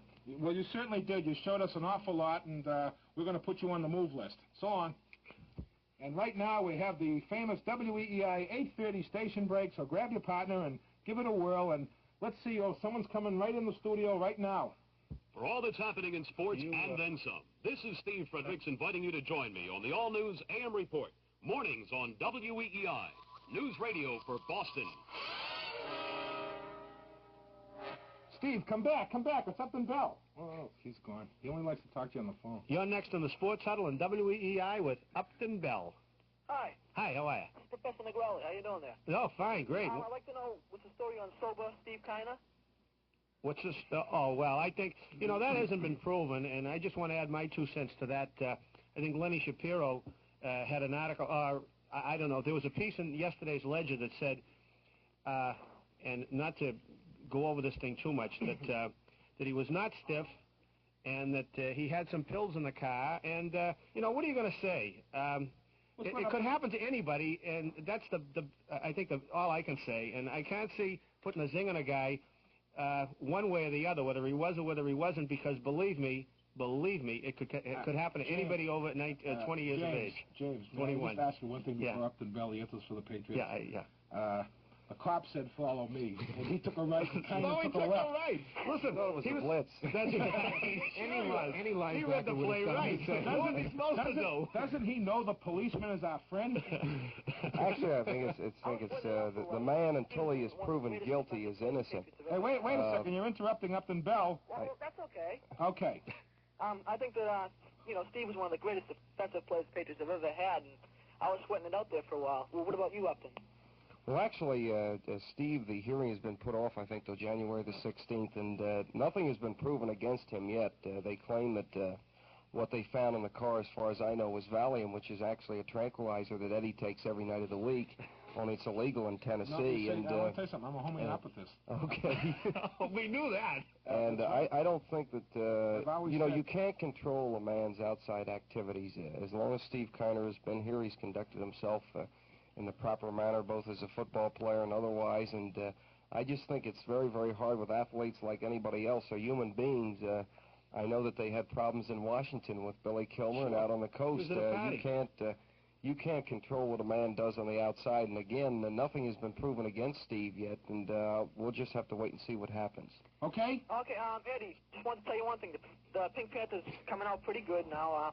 We're working them over late. Okay, kid, back in your cage. Okay, we'll see you. So long. Okay, bye. Okay, and you're next on the Sports Huddle with Upton Bell. Hello? Hello? Yes, you're on with Upton Bell. I'd like to ask Mr. Bell about Tom the Toe Yannick. Do you think that, there's any way you can get, a punter in the draft or secured in a trade? Well, actually, there are very few punters taken high in the draft. If you can find somebody later on in the draft where you don't necessarily need a certain position, we will certainly be looking for a punter. But it's funny. Tom kicked pretty well in the beginning of the year and seemed to tail off at the end. And Upton, we've only been here 1 year. Now, for 3 years, we've been saying that after Game 5 and with the official preseason games, which we're not forced to buy tickets to this year, although you can if you want to. All right, you don't get your other ones. Tom Yannick evidently does something during the season. I'm just telling you this as a tip because I think there must be some way to salvage him. How can a man kick so brilliantly for 5 games and 6 exhibition games when he was averaging almost 50? And then as the season comes along now, it might be the cold weather. He might need something like a mustard plaster on his leg or something to keep him warm. Because feed him one of your lobsters. No, he has the ability. I saw him out of training camp. The guy has the ability. It's just that he does something wrong, evidently. Eddie, a million guys have Upton, will you please tell Eddie isn't punting, truthfully now, with no put on, isn't punting 75% in your head and rhythm? Well, it is, but it's like almost a pitcher or a golfer. You get out of that rhythm, which you were talking about. I saw David Lee, who I thought was the best kicker in football. He's talking about outside of Gerald Wilson at Kansas City, and I saw him go for 2 years, and he had a 39-yard average. He came back the following year and led the league. It's just something that if you get out of step or you miss something, and it's so difficult. It looks so easy, but it really isn't, and evidently this is what's happened to Tom. Okay. Is the main reason that you're keeping him, though, is it because he plays, 2 positions, and that way it doesn't take up space in the roster? No, not really. If you have a good punter, you take Gerald Wilson. That's all he does is punt. If you've got what you think is a damn good punter, you want to keep him. Certainly we'll be looking to improve every position, and if we can find a punter to give him some competition, we will. And what happened to Dave Hart? Dave Hart, of course, had a knee injury, and we hopefully will have him back again next year. Oh, and Eddie? Yes? What was the question that you, at the beginning of the show? Well, that's already been answered. But you want the new question? Yeah. What is the highest speed ever reached by a human being in a non-mechanical sport? Oh, was that the time when Kai Stremski was fined for loafing for running down to first base? No. Okay, thank you. Mark just passed me a sick joke. I can't even talk anymore. You'll think the next call, Joe. Oh, let's have a commercial. Bring on some pleasure. It was a sunny day that Sunday, and the game was getting hot. Our team was down by 3 with 3 on and 2 men out. It was all up to Larry and his 42-ounce bat. The pitcher took one look and laughed. What kind of batter's that? He floated in a slow ball. Larry swung and missed a mile. A swing that missed so far the opposition had to smile. The pitcher threw another, this time time he poured on steam. The ball cracked off of Larry's bat and never again was seen. An unexpected homer, not really, don't you know? Larry's the only guy who's batting .590. The unexpected thing, and it was a great surprise, was when they hit the coolers. You should have heard the cries. An unexpected pleasure. That's Michelob, my friends. So good, no one expects it, no matter how the ball game ends. The moral is simple. The moral is clear. If you want to surprise people, serve Michelob beer. Okay, 338-6700, that's the number of the Sports Huddle. My name is Eddie Andelman, along with Mark Witkin and Jim McCarthy. And, of course, we have, as the press calls them, brilliant young general manager, Upton Bell, who really did do a great job. And I think that before we take any more calls, Upton, we should get your opinions on the upcoming battles as an expert football fan, with San Francisco being the first game at Dallas. I really didn't think that San Francisco played well today. In fact, for a while, I thought that Allen had out-coached them. I don't think that Washington has the same amount of talent that San Francisco does have. Although they seem to do a good job, especially when San Francisco was in his own defense. Kilmer, who doesn't have a very good arm, seemed to pick them apart. But I was most dissatisfied with their special teams. They seemed to be able to take the ball down the sidelines anytime they wanted to. Their defensive line started to play better in the second half, and when they are right, they have a very young, aggressive defensive line. They're right in it. But I will have to take Dallas. I think that Dallas probably has the best overall talent in the league, and I think that they can play the good defense and get enough offense when they need it and control the football, and I believe that they will beat them. Okay, Mark, Frisco at Dallas. Well, I think you have to take Dallas because they beat essentially the same team last year, and they beat them fairly handily, and I don't think Dallas has gone back. I think Dwayne Thomas has gone back a little. Well, they beat him 17-10 or something like that. Well, to me, they dominated the game. Yeah, they did dominate. Another thing is that Brody in the first half, you know, it's true with that team, and it has been with their offense for years. The way Brody goes is the way their team goes. And Brody can be so brilliant sometimes, and other times have people completely in the open and just overshoot them. Right. It depends upon the type of day he'll have. Now, I believe that Dallas's linebackers might be, outside of Baltimore, the three best in football. Also, their defensive secondary, especially if they're going to play them zone, which they'll have to with Gene Washington, Brody better not miss or better not throw anything astray or they'll pick it off, as proved yesterday against Minnesota, who were actually trying to control the football and not throw it. I just think that Dallas has too much for San Francisco, and I thought that their play for a big game today was very, very sloppy, and Washington just didn't have enough overall talent to stay in the football game. They were stupid in having Sonny Jurgensen, one of the best passers, on the bench. You know, this leadership bit, that whenever a person doesn't know, you know, what to say about a quarterback like Joe Kapp, that he doesn't have a good arm, and he's in there, and the coach likes him, they call it leadership, and they stick Kilmer in. Granted, he did very well this year, but he obviously was off in the second half, just obviously, and they desperately, when they were back in their own territory, his play calling was terrible and his passing was terrible. Well, I don't think that Jurgensen would have saved them today. I really don't. Well, we don't know. Couldn't have done any worse. Their defense was having a lot of problems. When San Francisco was in the right gear, I believe that they could have blown them out, but they made so many mistakes in the beginning. Yeah, but let's face it, Mark does have a point. George Allen doesn't want to hurt anyone's feelings. You know, the National Football League is getting like baseball has been for the last 70 years. They're stodgy. They don't want to try innovations. No, I don't agree with that. I think there's a question when Jurgensen hurt his arm earlier in the season. I don't know how well Jurgensen would have done today. And, of course, he would have when Jurgensen them. is in there, you know exactly what they're going to do. They're not going to run the football, and I think that they properly balanced the game by trying to run. Of course, in the second half, they just shut the run off completely. Well, that was my point, and I think Allen did it because it was like admitting a mistake, and he didn't want to put him in. Well, I can't agree with that. All right, now in the Frisco-Dallas game, we have James McCarthy, who everybody knows. No, you don't want my opinion. Who everybody knows, who last week said that Kansas City cannot miss against the Dolphins. I didn't think they could either, and I don't think Upton Bell did, or Mark Witkin, or any other. Oh, yeah, Mark and I both picked Miami. You know what I think the biggest problem with Kansas City is? They have great talent. No concentration. No, I think their biggest problem is that they're trying to play on offense, especially finesse football. With that type of football team, all they have to do is blow you right out. Sure. Miami does not have the strength to hold them, and I thought that they wasted a lot of time with finesse football. I think that they could use Otis Taylor a hell of a lot better than they do. The only thing you see them running is crossing patterns. When you have a guy like that, And defensive backs, half of them aren't as big as he is. There's so many other ways you can utilize them. Can you tell me, we asked this question earlier, is there any explanation that you know why they didn't go to Otis Taylor more? Well, I think that more or less that they were zoning and double covering the guy, and they felt that they couldn't throw to him as much. Miami does have a pretty good defensive backfield, but again, they probably could utilize him more. And the other thing that surprised me is that they never really use their tight end. And when you're playing against a zone defense, you've got to do one or two things if they're taking the deep ball away from you. You've either got to go to the tight end or to the back. That was all the fault of the Kansas City shoemaker. They couldn't find any shoes to fit Stroud. Okay, and now we're going to hear from Jimmy McCarthy and his prediction. No, you don't want my Eddie. No, every time I go to open my mouth, you make a speech. No, he makes a speech. Upton makes a speech. Well, go ahead. No, forget it. I'm not going to answer you. I'm going to be a child. Make a speech. Dallas.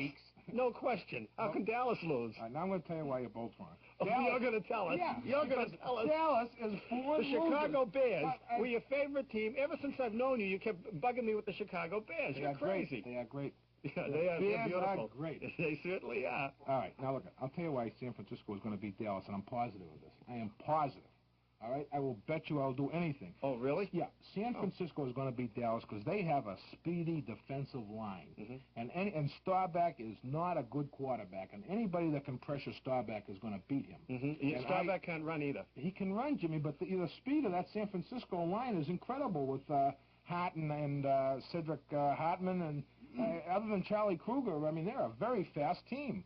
And I think that they have one problem. They have to remember the run with Thomas and with Calvin Hill. That neutralizes a lot of that defensive pass rush. If you know both players being excellent out of the backfield, catching the football, which Washington really didn't have today. Larry Brown can catch the football. The other guy has problems catching it. But when you can throw to two big backs like that, also have darn good receivers, and have a good running game, you're going to neutralize those defensive linemen. Well, I said it last year, and I'll say it again this year. This is the year for Frisco. And I'm going with San Francisco all the way, not to be different, because I really believe that they're going to win the game and that the speed of their line is going to show. And I'll tell you something else about San Francisco, another reason why I like them.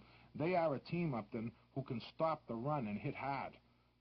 They come head on. They remind me of the old Bears teams, and they're a tough, rugged team, and they actually stunned some of the Washington guys today. Well, I hope Brody has a good day. Because he has to have a good day. I agree with you. But so Staubach can have a Mets day, and Dallas can still blow them out of it. The Cowboys are losers. San Francisco was not a real aggressive football team. They were a team with a lot of talent. They were in the second half. Right. But they're also hitting Larry Brown, who is at the most 195 pounds. And Haraway didn't really do very much today. Wait till they have to hit Hill and Thomas. That's going to be a little bit different. They can spread your defense out with those backs catching out of the backfield. I was down the Super Bowl last year, Upton, and I was so positive that Dallas was going to lose to Baltimore, even though Baltimore was an inferior team. When it comes down to the marbles, Landry spends 90% of his time praying on his knees, and he has everybody on their knees, and they're saying prayers. I went to the practices, I went to the meetings, I saw the closed-circuit TV. They spend all their time praying. And I'm telling you, that with an attitude like that, they're not going to win. Eddie, have you got something against prayer? No, I'm just saying. No, but I mean, this is 2 weeks in a row now you've not prayed. You had a quarterback. I'm not knocking it. I'm just making a point. Didn't Landry say it's all in the hands of the man upstairs? He did, yeah. That's what he kept on saying. And Baltimore kept on saying, we're going to kill a bum. and he's saying it's in the hands of the man upstairs. No, that was only Mike Curtis, but you missed the whole point. All right, tell me. Dallas went into the game. Many times they had receivers wide open, and the quarterback couldn't get the football to him because he had a sore arm. That's the main point of the game. Well, that was a fluky game. There were a lot of breaks both ways, and I knew Baltimore would win this year, and I tell you that San Francisco was going to beat them. I want Upton to tell us about the Baltimore Jets game in 1968. He hasn't told us enough. Can I make another speech? No, yeah, go ahead. No, this is going to be a short speech. Please, because I've missed you for 5 minutes. One thing I think is sad. I remember the Baltimore Jets game when Namath came down and said, oh, those guys from the NFL, they're just throwing these little dumpy passes. That's why they have these great completion records. It's all zone. What we're going to do is something different. And it's sad to me to see the AFL now go to all those short flare passes like the NFL did then and not play the way they used to play. Yeah, I think they're forced into it, though, Mark, because of the defense, because of the zone defense. But the biggest thing, Namath's biggest game plan that week was his mouth. Actually, he really had that team believe in themselves when they walked out in the field.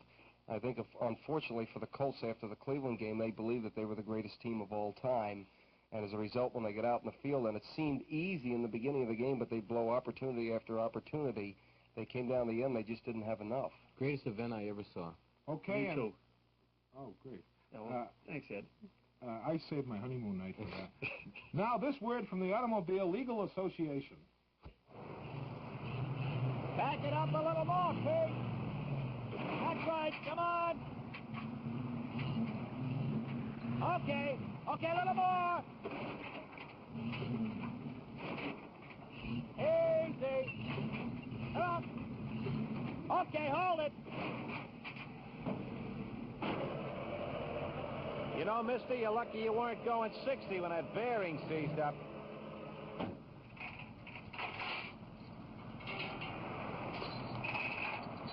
Okay, Pete, hoist her up.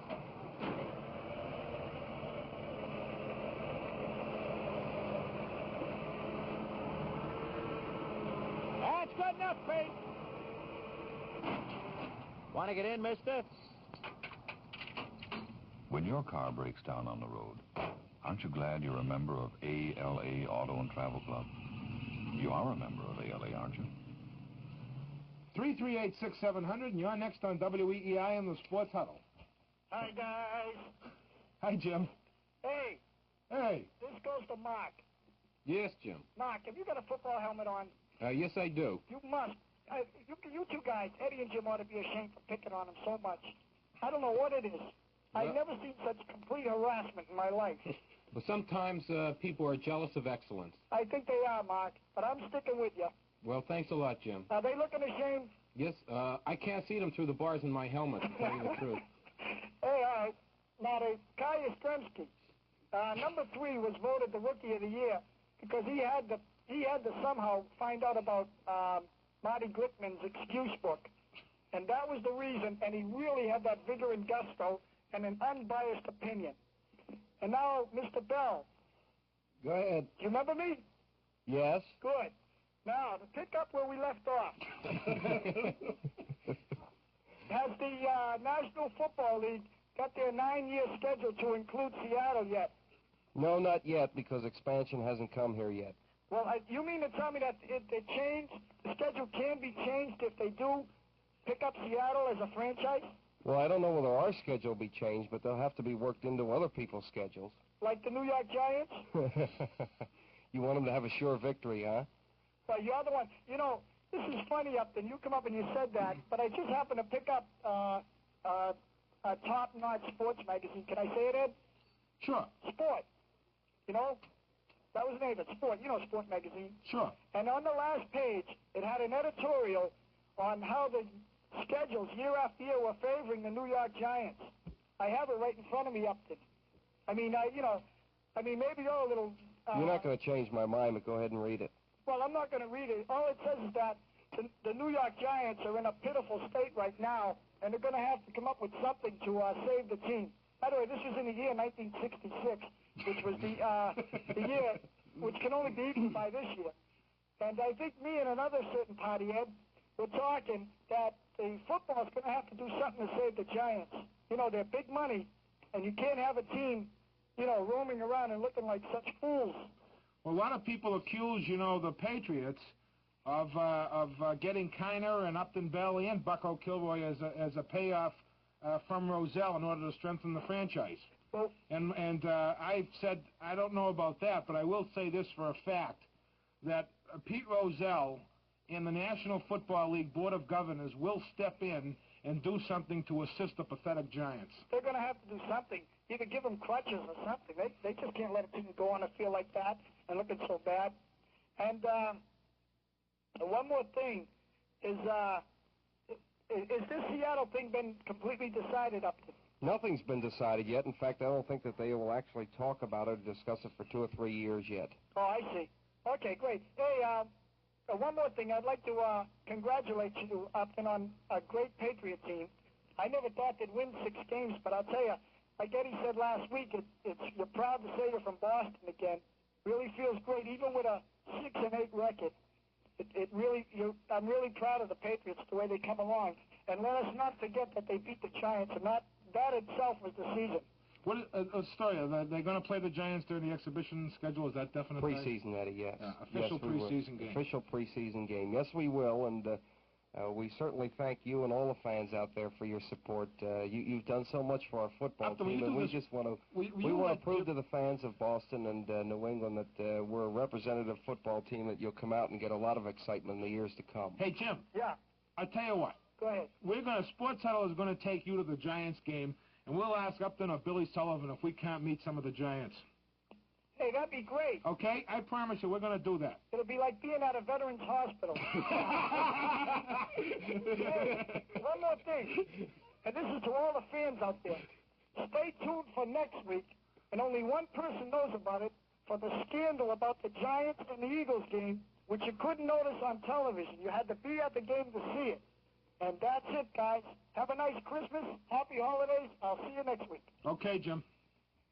And right now, Child World, the people from Child World, the Super Juvenile stores, are going to pass on their annual Christmas message, except to say to people everywhere, best wishes of the season, a very Merry Christmas, a very happy and prosperous New Year from all the folks at Child World, and they wish everybody the very best and much, much happiness. And, of course, we say the same to the very excellent and wonderful people at Child World.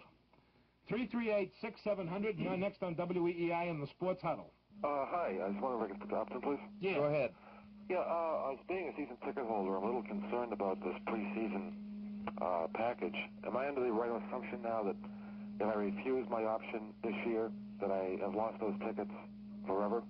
Well, actually, what will happen is if you can refuse your option on the 3 preseason games, and you will have your regular season games, which are 7, and then the following year, your seats, if you don't want to take the preseason games, they will be offered to somebody else for the regular season. What? That's right. Wait a minute, what? Listen, The old Army game. listen, it's Say that again? it's like having a pistol. Yeah. Wait. Now listen, there's no coercion. Caller, you have to understand there's no coercion inherent in this. That would be illegal. Let me just see if I understand this. I don't want to go to the exhibition games, but I get my season ticket. The following year and my seats. I mean, Our seats, pal. Our seats. We have 6 season tickets. We have 10. Well, we have 10 season tickets. What are you doing? Selling the other 4? No, I'm keeping them. Yeah. We have 10 season tickets. So we'll say we don't want to go to the exhibition games. I'm not saying that we don't want to go because the Giants are playing and I'm going to go. But in other words, what you're saying is that if you do not take those preseason games, the following year you lose your regular season tickets? If you don't want the preseason games the following year. Well, what kind of deal is this? Wait a minute, what's going on here? The following I thought year. you knew that. No, wait a second. No. Let's get the following year. Who dreamed up this? A witch doctor? Wait. What, the Patriots find a witch doctor? What kind of a deal is this? Is this right up in the Is Gribble still alive? The following year, you apply for your seats again, and if you didn't take the preseason, you probably bumped to somebody. You don't get the same seats again, right? That's correct. Right. That's so you correct. lose your seats. You would get seats, but you wouldn't have the same seats. Right. Well, as long as there's no inherent coercion, I mean, I think we're all thankful. Wait, what's the name of the Attorney General that everybody was so happy? Billy was happy. The Attorney General was happy. Let's call the Attorney General. No, forget it. Will you please? No, why? This is it. So you got the number of his pay station? Listen, we're going to. I will say 95% of the people are going to take it. You know, in the vein it's taken, a lot of fun and buy the tickets. The game's going to be Sunday afternoon or Saturday night. Well, that's another they'll thing. be on Sunday. They are going to be on Yes, Sunday. What about the exhibition? Are they going to be on Sunday nights? No. Yes. They are going to be on Sunday nights. They'll be Sunday nights. I know like 3 people that work in making toasted English in Hayes Bedford, and 3 of us that are on the radio that Actually, we have a very, very nice package this year, and we want the fans to, Why can't you make it a Friday night or a Saturday night? Everybody else gets Why a Sunday night? Everybody else gets crystal glass. Here, most of the people do go to Cape Cod or go away. Yeah, everybody gets crystal glass packages, for the season ticket. We don't want your own. I saw more writers in Boston smashing those crystal glasses in barrooms. So what do we get? We got 4 lollipops from Abe Fort. And I hate licorice. Eddie? Yes, caller, I'm awfully sorry. That's quite all right. Also, I just want to ask Upton why there is so much similarity between the Baltimore Colt tickets and the Patriot tickets. Well, I don't think there's that much similarity. Most of your teams now use the same people who print out the tickets. And actually, what you can only do a few things if you're using the computer for your tickets. For instance, the Cardinals, even the Jets are a lot like ours, and if you go to it and have one company do it, it's somewhat similar. Right. Yeah. Listen, we got to go right now for the news. You want to hang on, or you want to wish me Merry Christmas? Huh? 10 minutes? Yeah. Okay, I'll hang on. All right, give Dave Pearlman your number. We'll call you back at our expense. Okay, beautiful. Okay, thanks. We're going to be right back and uncover this mystery. Stand by for the Sports Huddle, next on WEEI. The Sports Huddle is brought to you by the Golf House, New England's only golf specialist, with stores in Norwell and Saugus to serve you. Mother Bay State, 80 tiny total BP gas stations, paying big dividends to Massachusetts and New Hampshire motorists. Child World, who wish you a Merry Christmas and Happy New Year. The No Name Restaurant, where the fish jump out of the water and into the kitchen, located right on Boston's Fish Pier. The Souvenir Shop, located at 19 Jersey Street, right across from Fenway Park, where out-of-town fans can use their mail catalog to get souvenirs of their favorite team. And Standard Electric Supply Company, 269 Lexington Street in Waltham, where you get brand names at discount prices. Okay, is the call already, Dave? Oh, no, but good, you can go ahead and make it. We have a flash here. Muhammad Ali has knocked out Jürgen Blin of West Germany in the 7th round of their scheduled 12-round heavyweight boxing match in Zurich, Switzerland. The end came at 2 minutes, 12 seconds of the 7th when Ali connected with a left hook to drop the tiring Blin for good. The 29-year-old Ali has built up a clear lead on points going into the 7th round. The AP gave Ali 5 rounds, Blin won and won a tie. Ali consistently scored with left hooks and jabs to the face of the 28-year-old German, particularly from the 4th round on as Blin began to tire. In the 5th, Ali cut both cheekbones of his opponent with jarring left hands. Blin attempted to counter with bullish charges across the ring, but with little success. Twice the German's head went through the ropes in the 6th as Ali avoided his onslaughts. Ali weighed in at 220 pounds for the bout and appeared in top condition. Blin weighed 198, and his trainer said he was in the best condition of his career. So Dave Perlman, our producer, is trying to get somebody from the press over in Switzerland, and we hope we can get someone who speaks Swiss. And although Jim says I guess there is no language Swiss, but we might invent one, and we'll see if we can't get someone who was that's there. The gospel, right? To see who was there and to give us all the dope as it happened, the story behind the story. We were just talking with Upton while we were off the air about Josh Ashton as a running back that they signed last week, and I wanted to ask him, is he a halfback type or fullback type? I think he can play either position. He would probably fit better in as a halfback because he has good speed. And here's a guy who was one of the leading rushers in the history of Tulsa and probably would have been drafted much higher if it hadn't been he had a real bad ankle in his senior year and really didn't have much chance to show the pro scouts what he could do. But he went up to Canada and in the first 4 or 5 weeks was one of the leading rushers up there and then quit. He didn't like it up there. He wanted to come back to the United States, and we waited till the end of the year and finally did sign him. But I'm glad you signed him because he's Phil Olsen's best friend. He and Olsen don't talk the same language. But actually, he could provide a lot of competition for our backs next year. And here's a big, strong running back that can catch the football and is a darn good blocker. And this is where we do need it. I think today with your running backs getting hurt so easily, because of the grind of the season, that you can throw 3 or 4 running backs in there now and without losing too much competency. And does that mean Bobby Gladio has got his job is in jeopardy? No, I don't think so, because I think there's always a place for Bob Gladio on your team because of the great job he does on the special teams. He can come in and pinch hit for anybody, and he very rarely makes a mistake. Well, he had a 4.9, 4.8. I'm not much with statistics. I don't have any books here, but I'd say at least 4.5 to 4.6, 4.7 rushing average this year. Every time he came in, he broke a couple of really good runs. And well, he did a good job, but the big thing with Bob is that I think he does his best work coming off the bench. You know, there are a lot of guys that as starters don't do as good a job, and this is where you need a player like that. Yeah, but Upton, how do you know? I mean, that's what we hear. He does his best job coming off the bench, and he was good. And then he didn't even come off the bench and run, toward the end of the year.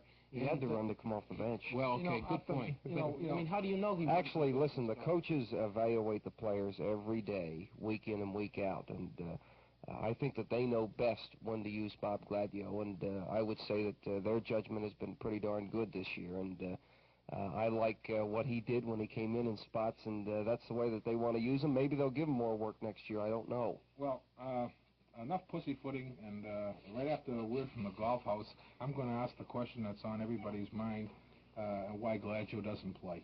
Listen, here's a great place for you to investigate if you're a golfer or are interested in taking up the game. The Golf House, with stores in Norwell and Saugus, is open to serve the public and has been for quite a while, as a matter of fact. That's Norwell and Saugus, Massachusetts. Well, where do you think Saugus, where do you think I meant? Well, I don't know. I just want to clarify it. North Dakota? We've said many As a times, matter of fact, yes, there is a Saugus, North Dakota. we've said many times they're open to serve the public, but also if any prisoners can get out, or people from foreign lands. You're not going to do it to PA. Okay. They have a full line of professional golf equipment, bags, balls, shoes, gloves, and even a golf repair service on the premises. Before you buy, try out a set of clubs at the Golf House's driving net. Do you play golf up in? No, very rarely. Oh, that's too bad. I thought you might. Well, it's really a waste of time. I mean, Up here. But that was kind of a You think it's a waste of time? Wait, In the middle of you the say in no the middle of and the then Golf say House's ad, you think it's a waste of time? But why do you say no and really at the same time? See, that's what.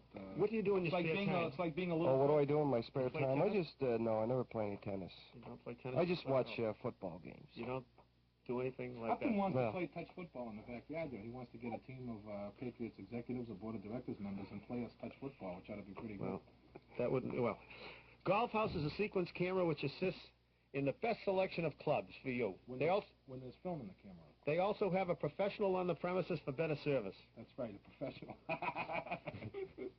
Before you buy elsewhere, check out the Golf House. 2 locations in Norwell across from Queen Anne's Plaza on Route 53. That store has just been enlarged, with a fluffy red rug that's really groovy. Do you want to know how to get there, or do you want out of the rough? Listen here. Why don't you do it? No, go ahead. No, you do it. No, you do a much better job. No, Don't forget it, that's and true. you're funny on top of it. A golf house is not a home. Take exit 30 off the Southeast Expressway, and in Saugus, Route 1 northbound, corner of Route 129 beside the A&P. In Norwell, ask for Mark or Mike. In Saugus, ask for Dick. And of course, at the A&P, you ask for Pierre and Herberger. That's the Golf House, the professional people for the everyday golfer. Open 9 a.m. to 9 p.m. daily and Saturday until 6. Now we have a quiz to see who was paying attention.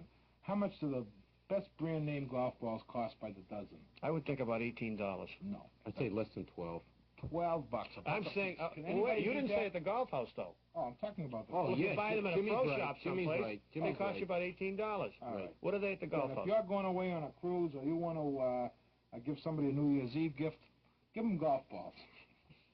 338-6700. Upton. I mean, everybody's pussyfooting around, and the question has got to be out. Everybody is annoyed that Gladio did not play because a lot of the fans, including myself, think Nance has had it.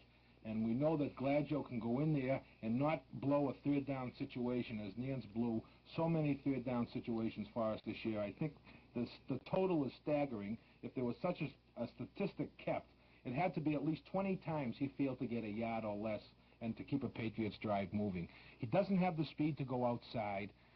Just like the old timers used to say, when a catcher hit 212, they said he was great defensively. So now they say Nance is a great blocker, which I don't believe, and I've been to enough games. Yes, he is. He might be a great blocker, but not in our games. I think that Nance actually came on at the end of the year, and in the Colt game had his best game.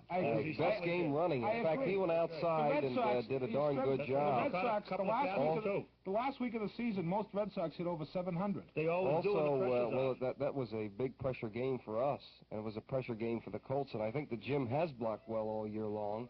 And you just can't say that the guy is all through. I thought he played pretty well this year, and I think a lot of other opposing coaches thought so, too. I'm trying to explain to you I think why a lot of people on the radio think 3. In fact, one of them I think is engaged to him. Sports director here at WEEI thinks that Nance is favorable to Leroy Kelly. And all I'm going to tell you is if you could arrange such a trade even up, then I will personally volunteer. Well, first of all, Nance can't compare with Kelly because they're 2 different types of runners. But one gains yardage, the other one stopped at the line. For our offense, I think that Nance does a darn good job, and actually Bob Gladio is a halfback, not a fullback. Well, couldn't Garrett play fullback? Yes, possibly, but Larry Merchant sat where you were sitting last week, and he started to tell us Nance is great, but when Nance gets, they both go through the same line. They both have the same offense. They both go up the middle on occasion, although Nance does much more. They both go off tackle. They both run with the same offensive line in front of them. And Garrett runs twice as many, has twice as many grounds gained as Jim Nance. Now, I don't... Well, Garrett's a completely different runner. Garrett has the outside speed. He's a lot trickier runner than Jim Nance is. Jim Nance has never pretend to be an outside runner. Yeah, but over a period of years, and I think the most important thing is the way that he finished the season. He was very impressive to me in the Baltimore game. Well, yes, but aren't great fullbacks now? I know you want to get a lot for him in a trade-up. I know you won't say he's no good, but don't great fullbacks now go outside? Well, I mean, aren't we in the day of a fullback? I mean, they're running backs. They're not fullbacks That's right. anymore. They catch passes and they go outside and they go inside. You have Brockington. You have... Well, Garrett went up the middle as many times as Nance did this year and gained yardage. Right. And he broke it in. He got through the line. Matt Snell is an inside runner, not an outside runner. Well, I've seen him go outside. You're 1 for 2. And Matt Snell he scored in the Super Bowl, You know what it is? The fans in New England... outside in the Super Bowl. The fans in New England are pretty knowledgeable. You see, now they come on and they had a press conference with Yaz, Billy C., and Reggie, and they said everything is love and roses, and the fans just sat back and they snickered. Now, the Mesa, you, and everybody is trying to do what they can for Jim Nance and say and be kind and say the right kind of words, and I think you should protect your players, and I don't expect you to say anything bad. The point that I'm trying to make to you is that people are upset, not that they think Gladjo is so great, is that Gladjo didn't let them down as much as Nance. They know that Nance hurt that team more than he helped them. I think Jim Nance was a great Patriot, and in his day a great runner, and I think a great human being, and I'm sure he's fabulous to his family and has his problems like we all do, but I think he hurts the Patriots. And I think most fans feel that way, and much as they love that team this year, they gave Nance the raspberry 1,000 times at the games. They gave him the raspberry. When they give the raspberry to a player here, it's because they're smart. Yeah, I understand all of that, Eddie, but again, Nance, just watching him in the films this year and seeing what he could do for the club. At the end of the season, he really came on. You said that. Well, can you show us the game, film of the Colt game? No, you really wouldn't understand it. Take away his running average. Take away his running average. And take away the 50-yard The ridiculous statement is that he hurt the club. He didn't hurt the club. Just like you say. That, why are you looking at me? I didn't say that. Oh, that's right. I think he hurt that team. I think that Jim Nance cost them at least 3 games this year. And for example, in that Jets game, he kept failing to pick up the first downs all the time. I don't know how many times that happened during the game when they needed a yard or less. And ever since we had Harry Crump, we haven't had anyone worse at it. Remember Harry at Kansas City? Remember the thumping hump of Harry Crump and going into the line of scrimmage for 2 inches? Also, in the Baltimore game, he did a good job of catching those passes out in the flat and turning them into pretty big games. He can't catch passes. He's got hands. You don't have to be a great pass catcher. Next to Sykes, he has the worst hands I've ever seen in football. What's Sykes? Your star receiver there, the find of the year, who couldn't make mud pies at the beach. I'll never forget one day we went up to one time we've ever been to practice. We went up to Amherst. Sykes was out 4 miles ahead of the nearest guy. The thing hit him in the head. I think you took the wrong direction and went and saw the Providence Steamrollers. Now, another question too. You were there because you were talking to Dick Stockton. If I remember. I talked to all reporters. Yeah, I know, but you know the thing that embarrassed me, Upton, and I happen to have been there, so you can't deny it. Did you see a certain reporter whose name you just mentioned there spending the whole afternoon playing with your little son, Chris? Here, Chris, wants to play with my kid. Well, I don't want to play with your kid, Upton. No, but listen, there's nothing wrong with that, because if it gets you inside information, fine. I just don't feel. Then you get the wrong dope too. I mean, I'm smart enough to go after your wife, not your kid. 338-6700 will put you in touch with the Sports Huddle. You're next on WEEI. Yeah, Eddie. Yeah, but before you talk, there's one more question I want to ask Upton. Is it true that Ron Sellers is going to be the captain next year of the offensive unit? Now, we read in the papers that Tolliver, you have admitted, is going to be traded. And most of the reporters feel certain that Ron Sellers is going to be traded, and I wonder whether you'd care to comment on it. No, I really wouldn't care to comment on it right now. I don't think it's a good idea to do your work in the papers. Okay. You know, Sellers, I'm not as big a fan. I like the guy. I think he's a good football player, and maybe someplace else he would do a lot better. But I can't see how a guy can be a 2-time All-America, a first-round draft choice, catch some great passes, and also show up pretty badly on occasion. How many great passes did he catch? Well, I saw him catch a couple with the worst passer in all of football, throwing them. Jimmy, he made last year, like dive in the end zone over his head. I haven't seen anybody do that this year. I think one of the unfortunate things that happened around the last couple of years, and actually this is the first year outside of Sellers that we've had, you know, some legitimate pass receivers who could take the pressure off. But by the time that we got them, Ron was hurt in the Dallas game, and actually it was difficult for him to get back in the lineup because, of course, you had Vataho, who had a great year, and you had Crabtree and Rucker and people like that where you could actually send a guy in, send a guy out, and really take the pressure off it. But this is really the first year that Sellers would have had a chance to have that pressure taken off him. And actually, he had 2 or 3 games there where he did a pretty damn good job and made some clutch catches. You know, Reggie Rucker has hands like a piano tuner. Wait a second. Wait a minute. You know, Eddie, 20 times I mentioned that when you were putting a little bit of a zing on Sellers. If he played with a guy on the other side, I don't care what you say, it would have taken the heat off him, and he would have had a good year this year. It was unfortunate. That's my opinion, for what it's worth, and I'm sure the whole world now is sitting up and paying attention. Can you change it, Nickel? Well, right now we have a word from Mother Bay State, and we'll be right back.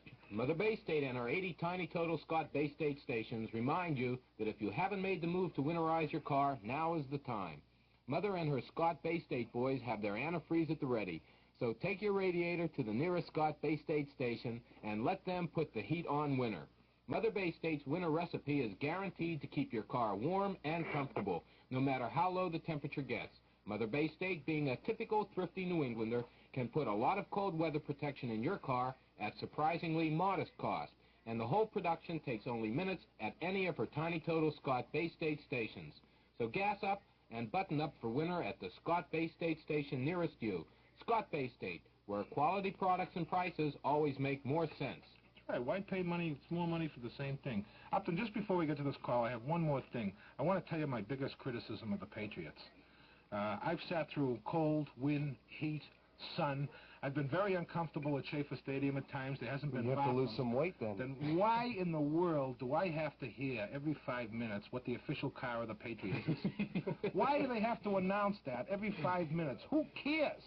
All it shows is the type of organization. I mean, if it was a Cadillac, I wouldn't mind blaring it on the Pontiac. I'd blare it over the PA system. Every time. What do they give you for those announcements? Like a lousy car, a 46 We feel that beaten-up car? they're a great sponsor. Well, a great sponsor of what? You know, I mean, they give you a car, right? They give the Patriots a car. Is that correct? All right, now what is it? Is it a truck? Is it a pickup truck? Is it a car? Who uses it? I'm not at liberty to say. Well, wait a minute. No, we want to know what the story is. You know, every time that ad came on, Eddie said up at the top of his voice, right up in the middle, said, "Who cares?" He screamed. I mean, who does care? Now, I want to know what happens. I mean, you're advertising for that company, and I might add, Arthur Godfrey's doing a wonderful job in addition, as they spray them with their fire hoses, which you should have. But Upton. Who uses that car? You very rarely go outside of Boston, Eddie. You would see that most of your teams who are sponsored by the Chrysler Plymouth dealers, and actually in some places do have the cars on the field and let the people know that they are sponsored, and the club is one of their sponsors. Well, what about like if International Wheat Harvester you can't get a wheat harvester in your backyard. Well, get a threshing machine and go out there and a rug. Who's going to clean the rug? What happens to the field this year? I got a lot of questions for you, but right now the caller's been very patient. Thank you. Hey, Eddie. Yes, hurry up. Just to bring up... Hello there. Yeah, hurry up. We don't have much time. Yeah, first of all, just to bring up now, as far as Schaefer Stadium is concerned. Yeah. One thing that we were bugged about this year was that the message board, you know, which in most stadiums gives you information on the game, like so-and-so carries the ball for so many yards.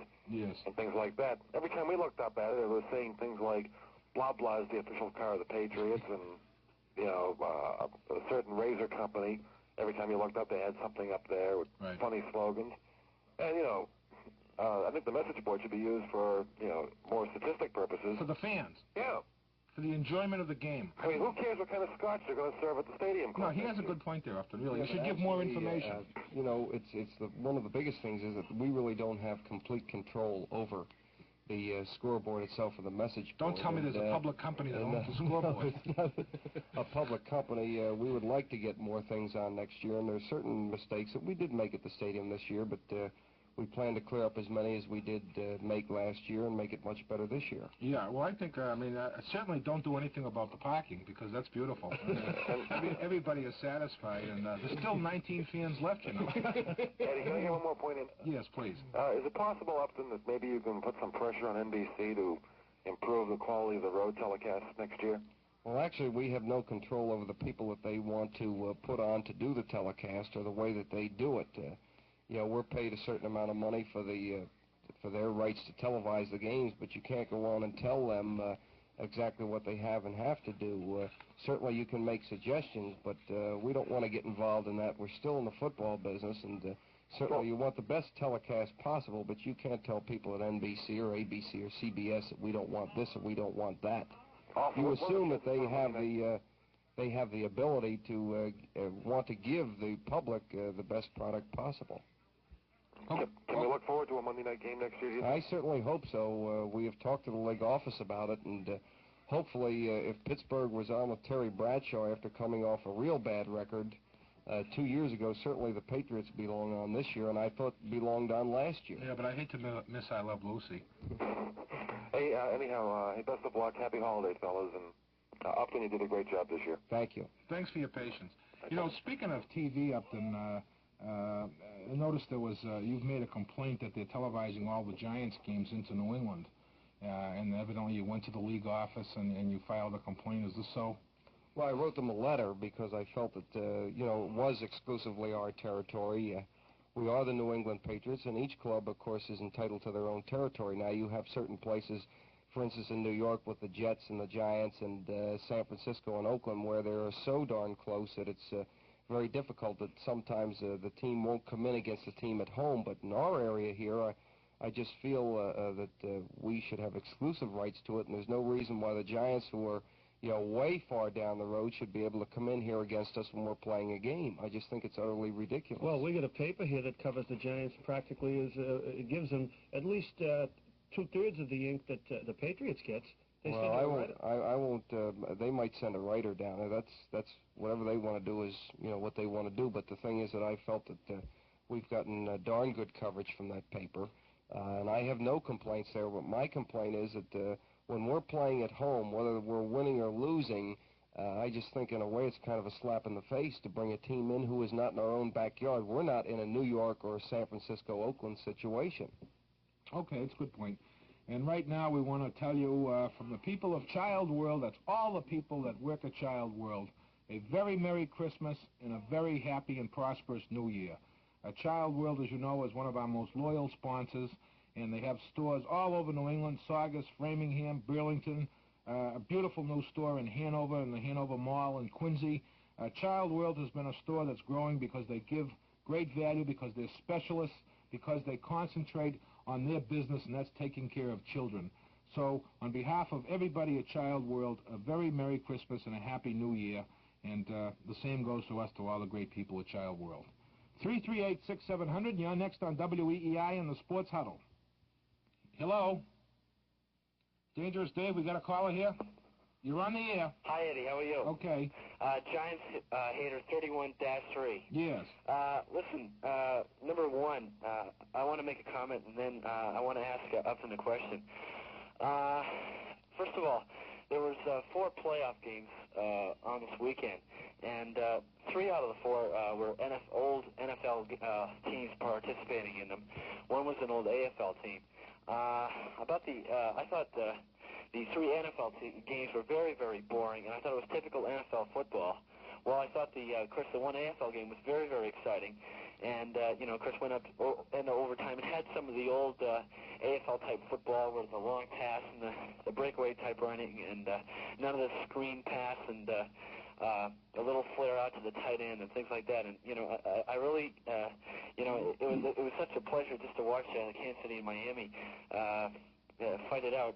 It really looked like an old AFL game, and I was really glad to see that, because I really kind of miss the AFL. I just like to make that comment.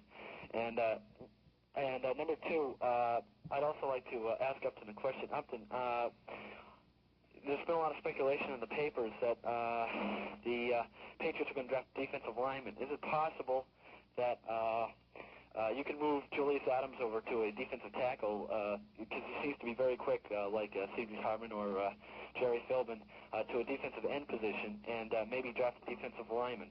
Well, actually, on the first count, there's certain things that you would always like to have in the draft, but really, I don't know what we're going to get going into the draft now. I know that our scouts have been out on the road now for the last 2 or 3 weeks at the different All-Star and Bowl games, and will continue right through till January the 8th, and it's very, very difficult, because in the draft, you can say, I want a defensive lineman or I want a quarterback, but what the other teams take dictates what is left for you, and we're going to pick 17th. And whether there'll be, for instance, a good defensive lineman by the time we draft, I would kind of doubt it. And as far as Julius Adams is concerned, I think that the coaches are also mulling around in their mind possibly moving him to a defensive end, depending upon what happens with some of the people we either draft or if you trade for him, or even the middle linebacker. He has so much ability. There's so many places you can play the guy. Okay, we got to move along now. We got the station break coming up. Okay, thanks a lot, Eddie. So long. And here it is. For sports commentary with no holds barred, plus all the sports results from the Patriots to the Ponies, this is Steve Fredericks inviting you to join me on the all-news AM Report. Mornings on WEEI, News Radio for Boston. Okay, and don't forget to catch Steve Areno. Listen to this, because he is, I want to clear this up if there's any misunderstanding, Steve Fredericks is the sports director at WEEI. He is the director, the leader, the head man. When he talks in the AM report, and I like to get up at 5 o'clock to catch his first one, he is talking from authority. So don't forget, Stephen, of course, you get a shot at him, or I might take a shot at him on Sportsline if he doesn't change his attitude towards me. He said a lot of unkind things last week, and he hurt my feelings. You're next on the Sports Huddle on WEEI. Hello? Oh, hi. Can I speak to Mark? Yes. Yes. Yes. This is the King of the Alliance of Deaf Sports Huddle fans. The what? The King of the Alliance of Deaf Sports Huddle fans. Yes. Did you get my card? No. Oh, well, on it I promised you for Christmas that at least 1.5 callers would ask for you instead of Eddie. Oh, well, that's very nice. Yeah, so I'm the one, so I don't know where the .5 is, but... Okay, listen, do you have a question for Upton Bell? We like to restrict personal conversations to Eddie's relatives on the show. Oh, no, I don't. Okay. Thanks a lot. Okay. Bye-bye. I think, Mark, you handled that with a lot of... Yeah, you do very well. I'm learning. We got to give him all the... Is he your nephew? You know, can I really tell you something? I'd like to tell you about the No Name Diner. When I came to Boston, a friend took me down to the fish pier, and he said, you got to go to the No Name Diner because it has the best seafood in Boston and New England. So I said, okay, I'm new in town, I'll go. And he was right. It has the greatest seafood chowder that you ever want, and it's convenient. If you work downtown or maybe after work, you just go on the expressway and take a little dip, go down onto the fish pier where Jimmy says Harry is, take a left. If he says you can't go there, don't bother with him, don't mind him. Go into the No Name Diner. You can get a cup of chowder for 35 cents or a bowl of seafood chowder for 95 cents. My favorite is not the baked haddock like Jimmy loves. My favorite is the fried clams. They have the best fried clams you'd want to eat, and some French fries and everything that goes with it. And if you can eat the fried clams or the fried scallops or the fried shrimps, they've got pie, they've got great desserts, and they have everything down there that you'd want. If you're new in town, go there. If you're old in town, you probably know about it, but go anyways. They're open Monday, Tuesday, Wednesday, and Friday nights until 9 o'clock. If you have somebody visiting you in New England, take them down there because you really owe it to them. No visit to New England should be without a visit to the No Name Diner. It's really great, and they're great people. They treat you with courtesy, and you can get in and out very quickly. You don't even have to park on the fish pier. You know, that might confuse people. You can park anywhere on that same street that leads to Jimmy's and Pier 4, and at night there's always plenty of parking spaces down there. Or if you want, you know, if you really want to put on the dog and impress a chick, the thing to do is to drive into Pier 4, give it to the valet parking guy, then sneak out and walk over to the No Name Diner or take a rowboat over there. And, of course, at the No Name, you can't spend more than a couple of bucks, and she gets the atmosphere of Pier 4 and the fresh seafood of No Name. Or if you're having some people in on the holidays and you really want to make hit with them because it's unusual, get some of their seafood chowder to go. They'll pack it up for you. In a container. Well, no, they have a bunch of guys, they put it in their hands and they take it out to your house. But that's one of the unusual aspects of it. You mentioned Adams and the coaches and middle linebacker and everything. I thought Chansky played pretty good football this year, at least at the second half of the season. Yes, I thought he played excellent football, especially in the second half. And I think one of the things that helped Jim was the pressure that our defensive line really put on the passer and put on the running game and gave him a chance to make more tackles near the line of scrimmage, whereas in the beginning, the first 4 or 5 games of the year, he was having to make so many tackles downfield. Upton, what about Dave Rowe, who I think when he first came here, you said you were thinking of making him into an offensive lineman, and somebody probably has to make that decision before the draft because you want to know who's available for what positions. Will Rowe be made an offensive lineman, or whose decision will that be? Well, I kind of doubt it. I was talking to John Mazur about this last week, and Rowe really came on at the end of the year. In fact, Unitas I think he had his best day against Baltimore, and Unitas remarked after the game it was very difficult to see the different passing lanes because of the huge defensive line and the people getting their hands up, and I think that Rowe really came along to where it would be very difficult to move him out of his position now. You're next on the Sports Huddle and WEEI with Upton Bell. Hello, Eddie. This is Jim. Jim, may I speak with Upton Bell, please? Yes, go ahead. Ken. Yes, Upton, I'd like to question you on a few things about what I've seen this year as far as the Patriots goes, about Jim Nance. I agree with what Eddie was saying a while back. I think the man's had it. I mean, so many times he's come out of the backfield this year, he's tripped over his own feet, and he's dropped the ball, and he does this jitterbugging in the backfield. And you say, well, he's a good blocker, and it seems like it's the same old rhetoric. The man's probably making about $50,000, $60,000. I mean, that's immaterial. The man's professional. He's just not doing a professional job. And, 40,000 fans out there all can't be wrong. They're out there booing him. I mean, I think they do it right to do this. Well, just remember they booed John Brody for 4 years till last year. I mean, I'm not putting it in the same class, but I think that there's a lot of things that maybe the fans don't see that we see that Nance has done. Oh, Upton, that is the most annoying thing. How can 100,000 eyes beat the camera that you have? No, it's 100,001 because we saw a Cyclops in 2 games. No, see, Eddie, Jim Nance had one good game possibly out of 4 No, but you know something what bugs me? The cop-outs that the fans don't know. That bugs me no end because I want to tell you something. I saw every single game this year. And I don't know what you people could have saw, but it must have gone on in the locker room because I saw the games that went on in the field. And the guy did not cut the mustard. You don't talk like you saw all the games. I did, Upton, and I'm telling you something. His performance, I agree with you when the Baltimore game was good. That 50-yard run in the Jets game in the rain was almost a fluky thing. Well, it was one against Oakland, too, wasn't it? Not a 50-yarder. Well, he had a long run against Oakland. Sure, he was. That was right at the end. When he gets through the line, like in the Baltimore game, and he picks up momentum, great. Tell me what you saw that I didn't see. Actually, the big thing is we've gone back and forth on this so long, we might as well not discuss it anymore. No, Thank you, Mr. President. There's nothing more to discuss, actually. You made the point, Upton, that there was a lot of things that you feel. Well, I think that Nance is a damn good blocker. I think he's run well this year. He hasn't been overpowering, but remember one thing. What did you see that Nance used to carry the ball 25 times a game. No longer does he do that now. Because Garrett is running with the ball more. But I'm not going to talk about it anymore because I think it's a ridiculous thing to talk on. All right. Another thing, Upton. Why did you trade Kyle Garrett to the Dallas Cowboys for Dwayne Thomas when the Patriots had all these internal problems anyway? Trying to get the club together and to be sure that Dwayne Thomas had personal problems and everything else, but it just seemed like the man had a terrible attitude. Well, first of all, let me say this, that his attitude was towards the Dallas Cowboys at that time. He was involved in a very bitter contract dispute. He felt that some things had been done to him that shouldn't have been done to him.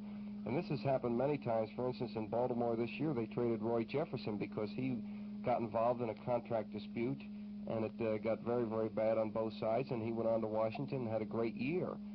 As far as I'm concerned, I think that Carl Garrett has proved this year that he is a great runner. But at that time, when you compare the two people, here you had a guy like Thomas who was only 22 years old, who was 6'1", 220-some pounds, and to me was the greatest running back I had seen come in as a rookie since Jimmy Brown. And I think, again, even with the layoff this year, he proved what a great running back he is. And if you wanted to get involved with personalities all the time, in pro football or any sports, when you trade for him, well, you'd never trade for anybody. But I thought it was worth the gamble, and it didn't turn out because of the problems that he did have when he was there. But he's gone on to prove that nothing has changed as far as his ability as a football player.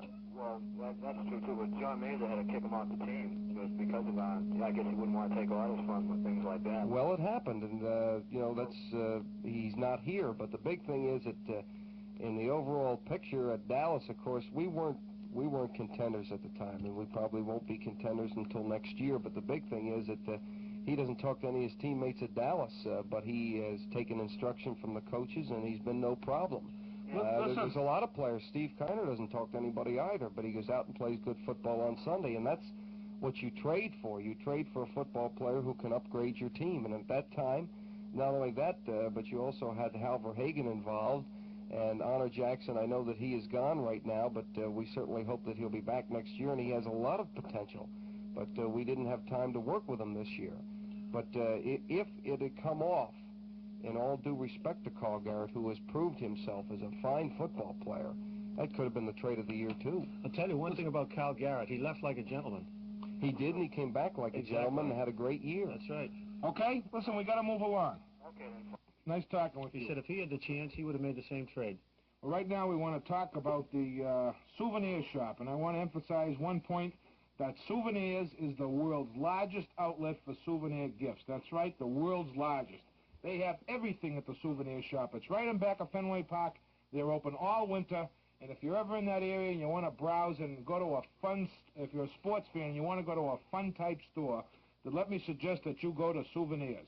You can buy a Red Sox warm-up jacket for a 2- or 3-year-old, or for your big Lummox son, or you can buy any kind of the official souvenirs of the Red Sox, the Bruins, the Celtics, the Patriots, any team in organized sports except for the Giants. Now, they have a special sale the next 2 weeks on All the Way with Billy C. buttons, and they also have a special markdown half price books, the bestseller last year, The Best of George Scott's after-dinner speeches, which they are letting go for $1. Retail value was originally $11.95. Souvenirs is willing to sell them or give them. They won't even charge you if you'll take them out of there. They have everything at the souvenir shop. You want giant wall posters of Jim Plunkett? You want a mini photo of Randy Vataha? You want a picture, or you want a listing? You want an official listing of all the mistakes Upton Bell has made since he moved to town? They have it in ancient Sanskrit or beautiful longhand. They have everything at the souvenir shop. They're at 19 Jersey Street in Boston. They're the exclusive agents of Sports Huddle sweatshirts, which certainly is netting them in excess of $3 a week. And they're big sellers.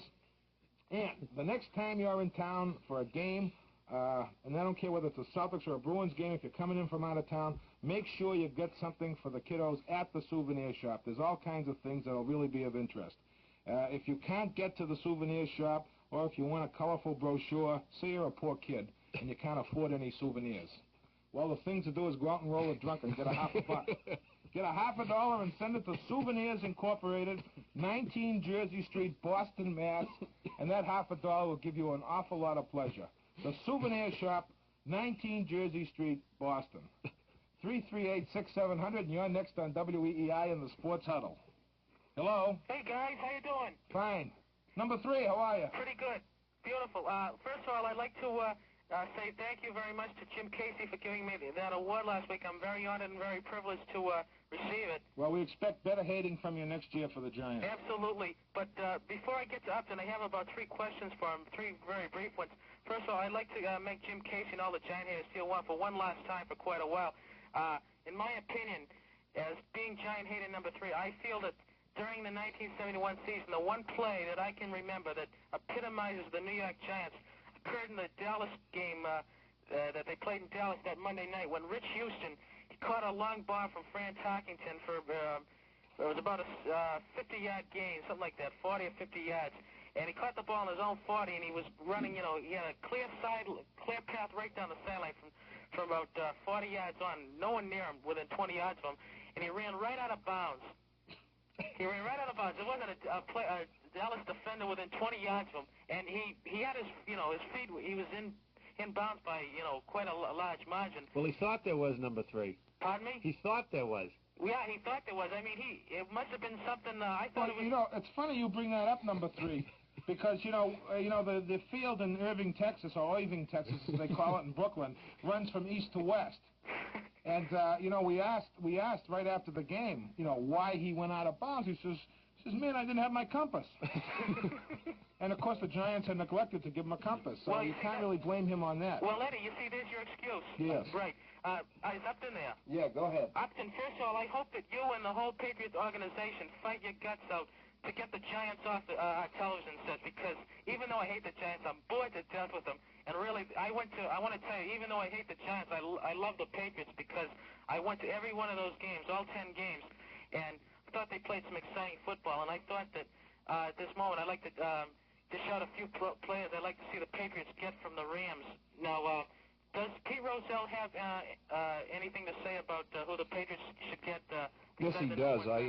I talked to the league office last week, and he will probably get back to me in the next couple of weeks and offer some type of package or tell me exactly what conclusion they've come to. It could be a draft choice or a player. I don't know yet. Did you have a chance to get an audience with Rozelle at all, Upton, or do you have to speak to him on the phone? No, I don't need an audience. Just speak to him on the phone. Could you get an audience with him if you wanted to? Yes, but I don't think it's necessary. Oh, I don't know. I just want to make sure. Upton, I think a few names which I have on my mind that have been on my mind for quite a while. I'd like to see the Patriots get either one of these four players, either Jack Youngblood, because I think they need a defensive end. And would I? You'll never get him. Go ahead. No, but anyways, I do feel that your biggest need is a pass rush, because if you had a pass rush this year, I feel the Patriots could have won at least 2 or 3 more, possibly 3 more games with all the luck in the world had they had a pass rush. Well, I don't agree with that completely. I think especially in the last half of the year, we had a pretty darn good pass rush. Right, and how about either Dave Elmendorf? Well, I'd love to have him, but you're not going to get him. Or I was thinking about Jack Reynolds. I doubt if you would get him either. And the other name I had in my mind was Rich Saul, because he's good on the specialty teams, and he can play guard and linebacker. Yes, he has played pretty well for him, but you know that he's also had a very, very bad knee. In fact, coming out of college, they didn't think he would be able to play, and you know, a lot of times you like to keep away from anybody who has those type of knee problems. Right, and up to the 6 teams that the Patriots are going to play outside of their own division are were listed on that ballot fold, and they said Denver, Denver, Cincinnati, and Pittsburgh from the AFC, and the 3 NFC teams were New Orleans, Atlanta, and Washington. Now, 2 of those 3 NFC teams, which I just mentioned, 2 of those games will be at home, right? Because like last year was 2 at home and 1 away, and this year. Well, you would hope so, but they haven't said who we're going to play at home or who we're going to play away, so it's very difficult to say yet. Okay. Okay, we're waiting for a call now. Hello? Hello, is Phil Olson there, please? I'm sorry, no. Who's calling, please?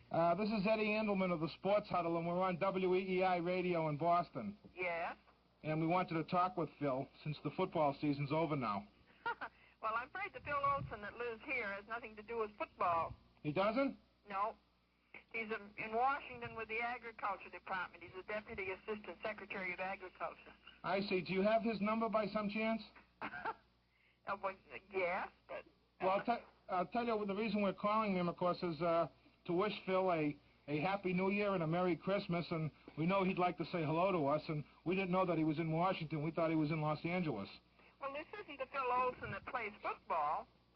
What do you mean it's not the Phil Olson that plays football? Are you sure? It's the Phil Olson that was always lived in Plymouth all his life. Has nothing to do with California. You mean down the Cape? Yes. Oh, well, we'll talk to him anyway. Well, he's not here. Well, can I get his number in Washington? Who's calling? Eddie Andelman from WEEI in Boston in the Sports Huddle. His only sports was he's on the Harvard crew.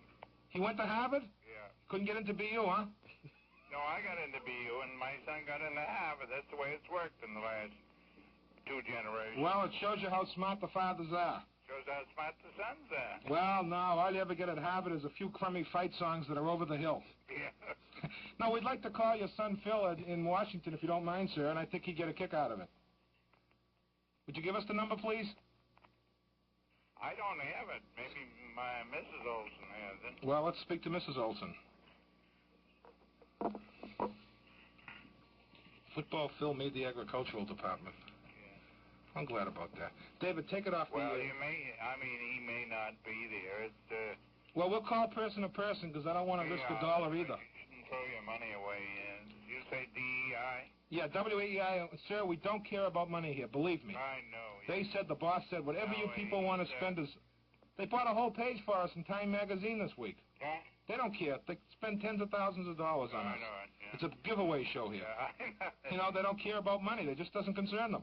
I know. Well, this is wonderful, yeah. You see, don't forget, CBS merged with the Sports Huddle, and they get the better of the deal. Yeah, and the Patriots didn't get Phil, did they? No. Would you like to speak to Upton Bell, the general manager of the Patriots? Sure. Okay, Upton, say hello to Mr. Olson. How are you, Mr. Olson? It's really, that's Upton Bell, the general manager of the Patriots. I saw him. I heard him on TV tonight, didn't I? Were you on TV tonight, Upton? Not that I can remember. Hello? He can't remember. Right. Well, listen, as the father of Phil Olson, let me ask you a question. All right? Sure. How do you, when Phil Olson came to Boston, he told everybody without question that he hated New England, he hated Boston, he didn't want to play here, and he wanted to go into the used car business out in the West Coast with his brother Merlin. And here's a guy hanging on to his brother who weighs 6'5", 280, and he wants to be with his big brother. And I was wondering whether your son, Phil Olson, of the agricultural department, got any harassment because of having the same name. No, he's 6'5", but he can stand on his own. Which, your son is 6'5"? Sure. How old is he? Oh, he's 33 now. Well, he's too old to be playing football now. That's right. Right. Well, listen, Mr. Olson, thanks very much for being on WEEI and the Sports Huddle. We appreciate it. Happy New Year to you. Yeah, same to you. Good. Bye now. 338-6700 is the number, and right now we have a word from the lovely and vivacious Mark Witkin. Choosing the right lighting fixture for just the right room and just the right purpose is an exciting experience at Standard Electric Supply Company in Waltham. Right now, they're featuring electric fixtures by Lightcraft of California in a wide variety of special ideas and effects. You'll see matching and complementary lighting fixtures for every need and in every style, from formal and informal to the most contemporary, and they're all at discount prices. In addition to the greatest variety in lighting fixtures, Standard Electric features new-tone built-ins for the home, such as kitchen hood fans, intercoms, and medicine cabinets. Now is an especially good time to buy fixtures from Lightcraft of California at discount prices. Standard Electric Supply, 67 Lexington Street, just off Main Street in Waltham. Open 8 a.m. to 5 p.m. Monday through Friday, Thursday evening until 8:30, and Saturdays till noon. Plenty of free parking. Mention Sports Huddle, and you'll receive a free light dimmer with any purchase over $50.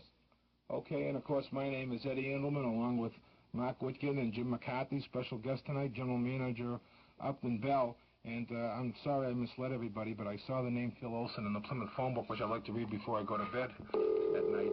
And let's see who else might be on the line. Coming up in the next hour, we're going to ask Upton about his trades and his plans and how things are getting along. He's now a citizen. Hello? Hi, is Billy Sullivan there, please? No, he's in the car. He's in the car? What's he doing there? I don't know. Yeah. Who's this? Billy.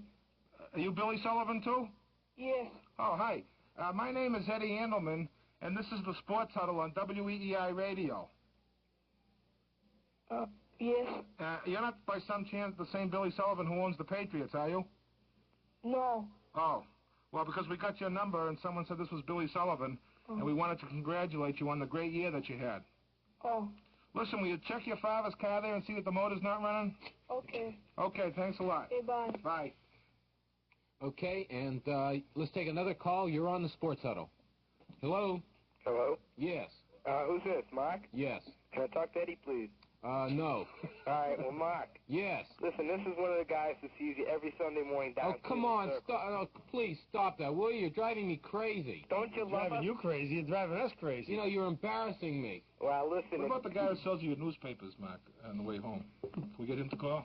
You've had 3 friends and 1 in-law call tonight. Yeah. Hey, listen, Eddie. Yes. Yeah, listen, I was the one who wrote you this week about your picture in Time. Yes. I wrote to you, and I really, I never seen a picture of you before, and I just want to tell you that I imagined you as a lot slimmer and a lot cuter. And Jim. Yes. I imagined you a little more thinner also. What do you mean a little thin? I am thin. Bald. What? I didn't think you were that bald. You didn't think what? You were that What are you, a wise guy or something? No, me. Calling us up to insult us? No. What about Mark? Mark, I've seen Mark before, so I didn't have to imagine him as anything. I see. Yeah. Listen. A lot of people feel that way. Nobody can imagine me as Have you ever anything seen much at Upton all. Bell, the youthful-looking general manager of the Patriots? Youthful but brilliant looking. He's not bad for a guy 66. Nah, he keeps himself in good shape. He keeps his youth pretty well. Right. Hey, listen, Mark. Yes. We'd like to challenge you to a football game. Yeah, okay. No, thanks a lot. No? No. Well, listen, Upton. Mark, do you have any answers? Yes, go ahead. Upton. Yes. From all of us in Stanley and Kaplan AZA, we think that the Patriots... Hey, listen. Yes, go ahead. Listen, we really think that the Patriots are going to go all the way next year, and we really hope... I went to that game at Miami, and I saw a lot of incentive in that game, even after that 94-yard run back. And I see that a team... Okay, we'll be back as soon as the shrapnel clears the atmosphere for more Sports Huddle right after the news. Hang in for the Sports Huddle next on WEEI. And this hour of the Sports Huddle is brought to you by Seymour Ice Cream Company, the ice cream people. 100% of their time is spent making 100% good ice cream products. Child World, who wish you a Merry Christmas and a Happy New Year. Toyota, once you get your hands on it, you'll never let go. Garden City Travel, offering the second annual Sports Huddle West Coast trip, February 19th to 26th. Call 262-2020 for further information. Quirk Tire, where you can get great tires, expert advice, and specialist service. And Columbia Pontiac, 700 Morrissey Boulevard, Dorchester. You can't beat the deal at Columbia Pontiac. They sell at prices others merely talk about. And my name is Eddie Andelman, along with Mark Witkin and Jim McCarthy. We're known as the Sports Huddle right here in WEEI. 338-6700 is the number. Our special guest tonight, the man who seems to be responsible for a great part of the Patriots' success this year, Upton Bell, and I kind of go along with it. He's finally added some organization and some order to a chaotic condition that existed for 11 years. And finally, the Patriots are on their way. And one of these years, maybe the next 2 or 3 years, Patriots will be in the Super Bowl playoffs, and we'll have a chance to really be excited and be involved in these games. Being that it's the Christmas season, on behalf of Jim and myself and Mark, we do want to say wish everybody season's greetings and a Happy New Year. And for the Boston teams and for the sports fans in New England, we certainly hope that the Celtics finish first place and get into the playoffs. We're also hoping that the Red Sox are contenders this year with a hustling team. We're hoping that the Bruins can regain the Stanley Cup, the Pats can get in the playoffs next year, and once again, Bruno Sammartino will come back and do himself and everybody justice in the world of sports. Muhammad Ali won tonight in a 7th-round knockout in Zurich. We're still trying to place a call there to find somebody who went to the bout. And we're going to talk a little football with Upton Bell. The number, 338-6700, and you're first this hour on WEEI in the Sports Huddle. Hello? Yes, you're on the air. Oh, hello. I have a couple comments. First of all, would you believe that I only called once and got you? Yes, I would. You would? Well, That's I right. didn't believe it. Well, we're not very popular. Well, I don't know about that. I would like to verify what was said about the season tickets earlier. I understand it's not mandatory to purchase the preseason games, right? Well, Upton Bell's going to have to answer these questions. I'm still in a state of shock. Where is he? I'm right here. That's correct. Okay, fine. Now, if you don't purchase the preseason games, do you lose your seniority, so to speak? No, not for this year. Or what about the next year? Next year, you could have your tickets go back into more or less a, not a raffle type of thing, but it would go back into the pot and might be offered to somebody else. Why? Because the idea is that the people who buy the season tickets, the 10-game package, are the people that should qualify first if they want the 10-game package. If they don't want the 10-game package, they can have the 7-game package. If they don't want that, they can just get the 3-game package. But the people who want to buy the 10-game package will have the opportunity the following year to get the full 10-game package with the preseason games. And they'll have sort of first choice on Yes, the seat. that's correct. I might also add that they're also considering another penalty, that you lose your citizenship. You automatically become a citizen of Luxembourg if you don't buy the full 10 games. Oh, wow. Lee Sullivan has worked this out with the Department of Commerce and Immigration. This is ridiculous. How much are you going to charge for the preseason games? The whole package, whether it be 3-game, 7-game, or 10-game, will be the same as last year. You mean you pay The tickets will be 10, 8, and 5. Right, but you pay the same price for the preseason games as you do for the regular season. Yes, that's correct. Mark did bring up a good point. In other words, it's more for a seat. The tickets are the same, but if you want to sit down, they charge you extra. I have a hard time hearing all of Well, you. they're saying that the tickets are the same price, but there's a behind tax. If you want to sit down, it's $2. It's like when you go to church, you know? You pay once when you go in, then you pay once during the first time, and then what they're considering possibly is like they used to do at the Park League games, go around anything to help the boys along, and you throw a few bucks in the hat. But it'll be mandatory $2. We're also going to have this year, madam, what we call an exit tax. If you want to leave the premises, It's $3.50 for adults and $6 for children. Right, and if you want to then leave the parking lot with your car, it's $4 now, more. if you do not do this, plus give the Patriots 5% of your income, may I also tell you what happens? It's based on the traditional concept of tithing. They come in, the board of directors comes in and takes away your television set and radios. And to settle the parking problem, it'll cost you $2,000 a season, we think. They haven't worked it out yet. Oh, can I be serious a minute? Well, No. we're being very serious. No, Go ahead. No, go ahead. I really don't think it's fair to charge the same price for a preseason game. Upton? Well, I don't completely agree with you on that subject because I think that we are offering a good package, and preseason games have changed a lot. I can remember, 10, 12 years ago when you would watch a preseason game, most of them were played out of town, and everybody wanted to take a look at their rookies and give the veterans a rest through most of training camp. But now it's changed a lot. In fact, I can remember one of the most dramatic games that I saw was 2 years ago when the Colts played the Kansas City Chiefs, and you would have thought they played for the championship. In fact, the veterans played all the way. Now the competition is so keen, and you have to get yourself ready for the season that you just don't see this anymore. And I think it was indicative this year that preseason games drew more than they have drawn in the history of professional football. But do you think maybe a few other teams required you to go to preseason games if you wanted season tickets, and maybe that's why they drew more people?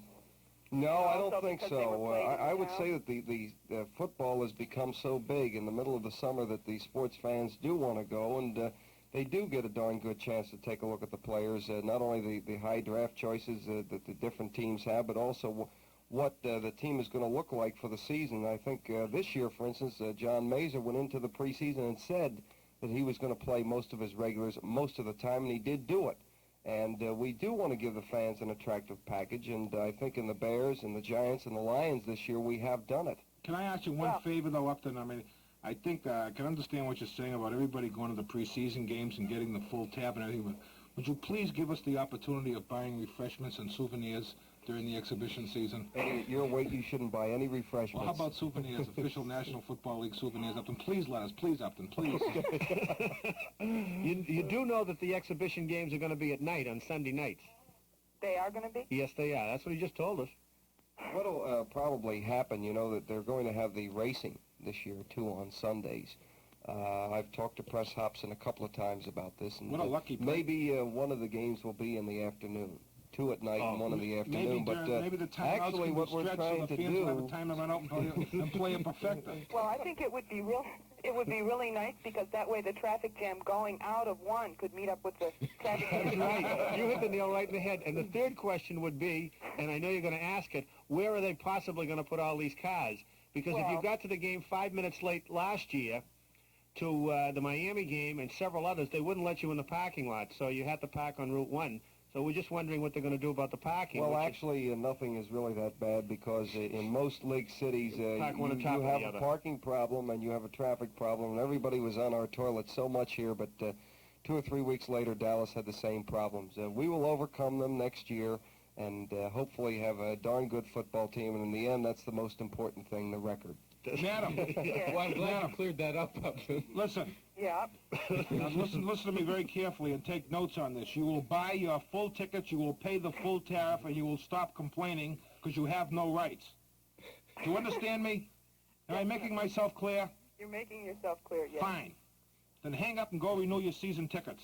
Don't bother us with these details. I don't care if the games are good or not, as long as I get a chance to buy souvenirs during the middle of the summer in 100-degree weather to see a bunch of do-nothings get out there and play. I think it's a wonderful opportunity because I want to protect my season tickets not only for myself, but for the future generations of mankind to follow. Right. Well, I think that's what's vital, It's Yeah. for the future generations of mankind. That's right. We must have our Patriots tickets. Right. There's only right. 60,000 seats there. Right. Right. Well, and possibly thank you very another much. 10. Yeah, so it's nice talking with you, and please renew your tickets because we need the money. Good night. All right. Right now we want to tell you about Seymour's. That's right, Seymour the ice cream people. And I wonder how many people, can I have a show of hands, how many people Seymour made happy today? Look at that. Thousands of people all over New England eating all the great Seymour ice creams with their family and their friends and their company. And Seymour, well, they're just the outstanding ice cream company in the whole country. And only better supermarkets carry Seymour's ice cream. because it's the best ice cream. And if you do not have at your supermarket Seymour's ice cream, then find yourself a new supermarket, because obviously they're inferior and they're carrying what we call in the industry fake ice creams. Seymour has real ice creams because they're not a dairy who makes ice cream as a sideline. They're not a restaurant motel chain. They're not a football team which forces the public to do things against their will. They're not a national cheese company. They're not a conglomerate. They're not a sandwich shop. Seymour is in the ice cream business 100% of their time, and they make 128 excellent products, ice cream, sherbets, and novelties that are just fantastic. And much like the Patriots have official preseason games, Seymour, of course, once the spring comes, will try out brand new ice creams to see if they can make the big leagues. That's right. The marketing people at Seymour's want to make sure that every taste, palate, and ice cream lover in New England is satisfied. And they're going to come out in just a few weeks with, you can get it at any MBTA underground station. You just ask the fellow that makes, a nice lady that makes the change. You can ask them for one of the new Seymour flavors, and she'll get one out of her little office, their little dungy office. She'll bring you a sample, and you can taste it and write to the Seymour people. The specials that they have this coming week, they're going to have black raspberry fig. They are also going to have something which I think will move myself, mashed potato chiffon swirl. And Seymour's has also come up with a winner. I'm sure the Patriots will serve it next year. Mayonnaise mint popsicles. Delicious. Seymour is on the ball, makers of the very best ice creams in the world. All they care about is you and your ice cream. 338-6700, and you're next on WEEI and the Sports Huddle. Good afternoon, Upton Bell. This is Freddie Campbell. Starts the halftime show. All I want to do is walk from the 5-yard line to the other 5-yard line. You ready, Upton? 1, 2, 3, 4. And now, Upton, I got a special guest for you. Billy Canigliari, old goody sports friend of mine. I'm going to interview him for you, Upton, right now. Billy, what do you think of your promising year with the Milwaukee Braves? Thank you, Billy. This show being billed as Return of the Native. And right now, we just want to give a Christmas message of good cheer and goodwill to everybody from Child World. That's right, Child World, being the kind of company that they are, is foregoing their usual messages tonight in order to wish each and every person health, happiness, and best of luck in the new year and during the holiday season. Our best wishes go to the people from Child World. They're wonderful people to do business with. We're very proud to have them as a sponsor. And this gesture of goodwill from them to everybody is just a sample of what kind of people Child World really is. They're made up of just fantastic people. Child World, specialist for children. Okay, 338-6700. You're on the Sports Huddle with Upton Bell. Hello? Are you there? Hello? Yes. Hello, may I speak to Jimmy? Yes, you may. What was the rules on that contest you had this afternoon, you know? The rules on the contest we had? Yeah, it was the fastest non-mechanical. Oh, yeah, the fastest non-mechanical time, which, translated means... what is the highest speed ever reached in a non-mechanical sport? Eddie, would you mind? Okay, how about 614 miles an hour? How about 614 miles an hour? Right. Right? What sport? Parachuting. Oh, you're a smart kid. That's right. You won. It's an Air Force pilot. That's right. In delayed drop skydiving, which incidentally the Patriots are going to have at halftime of the Giants game, without parachutes, they're going to have the draft choices that don't work out.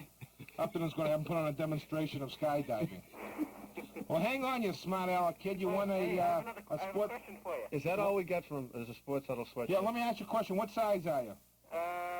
Medium. Medium? Yeah. Okay. You run small. Yeah, I have a question for you. Yes. And hang on when you're through, because Dave Perman will take your name, and we'll send you a sweatshirt. Okay. Do you know what the highest catch ever made by a baseball player? Yeah, Washington Monument, off the Washington Monument. No. No? That was Mo Berg, wasn't it? A lot of people did that. Wilbert Robertson, I think, tried. Yeah, I think it was Wilbert Robertson, too. I really don't know. I would say that when Mr. Yorkie threw out the first ball to Yaz last spring from his box. Close. It's Joe Springs. Joe Springs? Yeah, from Cleveland. Yeah. Where did he drop it from? Somebody dropped it from an airship at 800 feet. An airship? Yeah. Oh, which now we know as airplanes, you mean? Well, we call them airplanes now, yeah. Yes. But at the time they did it, they call them airship. Well, how come you know all these interesting facts? Well, I was sitting here waiting for, 40 minutes. Right. And so I was looking up all these, great pieces of trivia. Well, where were you sitting up and looking? In a book. I see.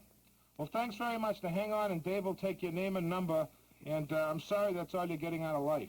Yeah, I know. Well, I thought it was going to be quick, Right. I wasn't going to listen to the whole show or anything. Well, we certainly wouldn't want you to do that. Just see if you can last for a minute or so every week. Okay. Thank you. The excise tax on automobiles has officially been repealed, and that makes Toyota dealers just about as happy as it makes you. Now they can take their already low Toyota prices and lower them even more. Result? You're getting a big saving, and when you consider the kind of standard equipment that you still get for your money, it makes quite a value story. Things like power disc brakes, fully reclining bucket seats, wall-to-wall nylon carpets, tinted windows, white walls, wheel covers, and chrome trim. They're all included on most Toyotas.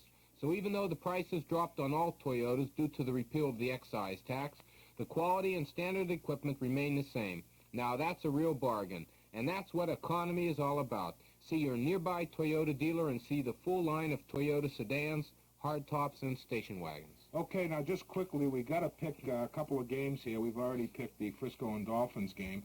Now the Colts, Frisco and Dallas. Now the Colts are playing at Miami next Sunday, and quick, Mark, your prediction. Well, I think Miami if Bulash doesn't play. Well, I mean, do you want to make a prediction or not? We'll make it okay, I'll say Baltimore because they expect him to play. Okay, because, I mean, that's like another friend of ours who likes to walk the tightrope. I'm sorry to bring this on. I like Miami. It's a long shot, but I take it. They got to give points. I like Miami to win the ball game, too. Hey, you want to hear something? That's three of us, because usually we disagree, but I like Miami, too. I like Miami as a long shot. I think the most difficult thing is to pick one of these two teams because they're both exactly alike. Shula coached in Baltimore for 7 or 8 years, and the defenses are the same, the offenses are the same. Baltimore has a better defense, but Miami has been great in their own stadium. And I think after their win yesterday, I think that'll give them a lot of momentum going into the game next week. So I think that Miami by 3 points. Okay, and so I guess we're all kind of looking for the upset there. So do your little part if you want to help knock organized crime out of New England. Everybody back Miami, and we'll show those people. And right now the orchestra is all tuned up because California, here we come. That's right, the Sports Huddle guys are going out on our second annual West Coast trip thanks to the fantastic arrangements made by the people at Garden City Tours. Oh boy, we're going to visit Los Angeles, Las Vegas, and San Francisco, perhaps certainly the second best city in the country next to Boston. And we're going to see a couple of Bruins games in our own section. We're going to stay at the International Hotel in Las Vegas, which is one of the world's most luxurious and fantastic hotels. And there we're going to buy a legalized ticket on the Red Sox at 50 to 1 to win the pennant in a group, so we will help do our part to knock out organized crime. We will go to the LA Forum and we'll see a Lakers-Knicks game. And we're going to have parties on the planes. We're going to have a special cocktail party to honor one of the hockey players. And on top of that, I understand that only once every 100 years. Well, they've worked it around our trip to the West Coast, I notice. It starts on February 19th. It's the Chinese New Year. It's lunar year 4670, and it's the year of the rat, which, which is nice. I know it's going to make Willard happy. We're going to have a lot of fun. It's the trip leaves the 19th, but the Chinese New Year is celebrated from the 19th to the 28th, so we'll be there 3 days during the Chinese New Year, and we should have a real great time. So it's the February 19th through the 26th at the Internet. We'll be leaving Logan Airport, and I want to tell you all this, that the number to call is 262-2020. That's 262-2020. Or go down to Garden City Tours. They're right in back of Fenway Park. They'll send you a brochure. Don't miss it. We're going to have the time of our life. The International Hotel. Is this the International Hotel in Las Vegas? That's what I said. Hi. I'm sorry, madam. I didn't hear you. We're on the radio at WEEI in Boston. And my name is Eddie Andelman of the Sports Huddle. You probably never heard of me. No? Right. Well, a lot of people haven't. Reason we're going to stay out at the International Hotel the 19th of February through the 26th. And we're going to have a big supper show there the 19th, and we want to find out who's going to be in the main room. starting the 19th of February? That's when our trip leaves. We're taking 250 fans out to the West Coast for our annual hockey trip. But we're going to make a little stop in Las Vegas and pick up some quick money. Well, Elvis will be here the 19th through the 23rd. I don't know who will be here after that. Let me ring... Wait a minute, no, we're only going to be there the 19th and the 20th. Oh, Elvis Presley will be here then. I've never heard of him. What does he do? Oh. Do you want me to ring the showroom? Did you want to make reservations? Yes. Okay. Ring me the showroom. I'll make the reservations. Okay. I want to... Who's the name of the head waiter or the head garçon who you have to grease? Hold on. Please hold. You stand in line. They have two lines in Las Vegas. It's fantastic. One is for people who are willing to grease the maitre d', and the other one is for the poor peasants who there's never any room for. I saw one lady in line for 4.5 days waiting to get in. We'll speak to the maitre d' and make sure he accommodates us, and I'll give him a buck. I thought, so many people were greasing him. I thought it was Gertrude Emily. Thank you for holding. May I help you? Yes, is this the main room? This is the main showroom, yes. Yes. Good evening, madam. My name is Eddie Andelman, and this is the Sports Huddle on WEEI Radio. 250 of us are coming out to the International Hotel to see Elvis Presley's dinner show. And we're coming out the 19th of February on our second annual West Coast trip. And I want to know, who do I have to see? We've already made our reservations of 250 for the supper show.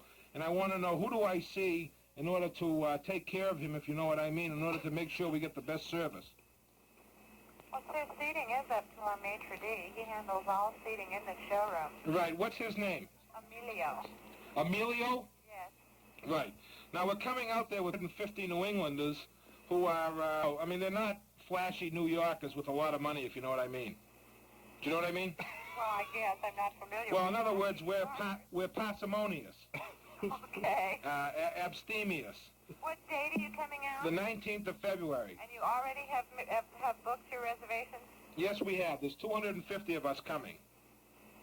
Now, also, as far as I know, there's 220 more girls than guys on the trip. Well, there's a lot more girls than guys that come to see Elvis also. Right. Madam, let me ask you this question. I understand that some of the show that you have there is actually topless, and a woman's body is bared to the public? That's correct. What's wrong with that? Well, I'm not saying anything's wrong with it, but I just want to warn the people and perhaps bring some instruction movies on the plane. Beautiful, certainly. Okay. What's your name, honey? We'll look you up when we're out there. No, I'm not allowed to give my name. I wish I could, but I can't. You can't give your name? No. Well, can you describe yourself? I'm a tall blonde. No kidding. Yes. Okay. Keep your hands off Jim McCarthy. Okay. See you in Right. February. One more question. Jim wants to know if the is it all right to leave something extra at the end of the meal if you've gotten some good service? You see, we've never been to a place like we have never been to a place like Las Vegas, and we wondered if tipping was allowed. I think they call them gratuities, Jimmy. Hello? Gratuities are accepted in Las Vegas. Oh, good. Well, we're glad to hear that. Thank you very much, and we'll look forward to see you, big lady, big blonde lady, at the International. Okay. So long. Bye. And right now, here comes Steve Fredericks dashing down the corridor. And come on in, Steve. Hurry up, For Steve. more Look out. sports comment and commentary, this is Steve Fredericks, inviting you to join me weeknights from 7:20 till 9 on WEEI, News Radio for Boston. Why doesn't he stay and be friendly? Well, because he's always in a hurry. He's got to get up early. I mean, listen, we don't want to attend his meetings. You know what I mean? He has meetings, he has chats and graphs, and I just don't want to attend his meetings, and he takes offense, and he just comes in and does his ad. Why doesn't he record those advertisements? We wouldn't have to keep driving into the Prudential Center from his home. I can't understand it. 338-6700, you're next on WEEI in the Sports Huddle with Upton Bell, and I hope before he leaves tonight that he's going to give us some kind of an exclusive. Oh, Eddie? Yes. I'd like to know how you feel. I'm representing all the Sharon fans out here. There's an unbelievable amount of Sharon fans that really hate the Giants. Hey, I'm going to move to Sharon someday, you know. I mean, you should, because this is it. This is the most exciting town around. No, I bought a plot in Sharon Memorial Park. Oh, did you? Right. That's okay. It's a beautiful place. This is my rookie season as a Giant. I'm going to be immortalized in bronze. Oh, are you? Right. This is my rookie season as a Giant hater. Yes. I did pretty good. Right.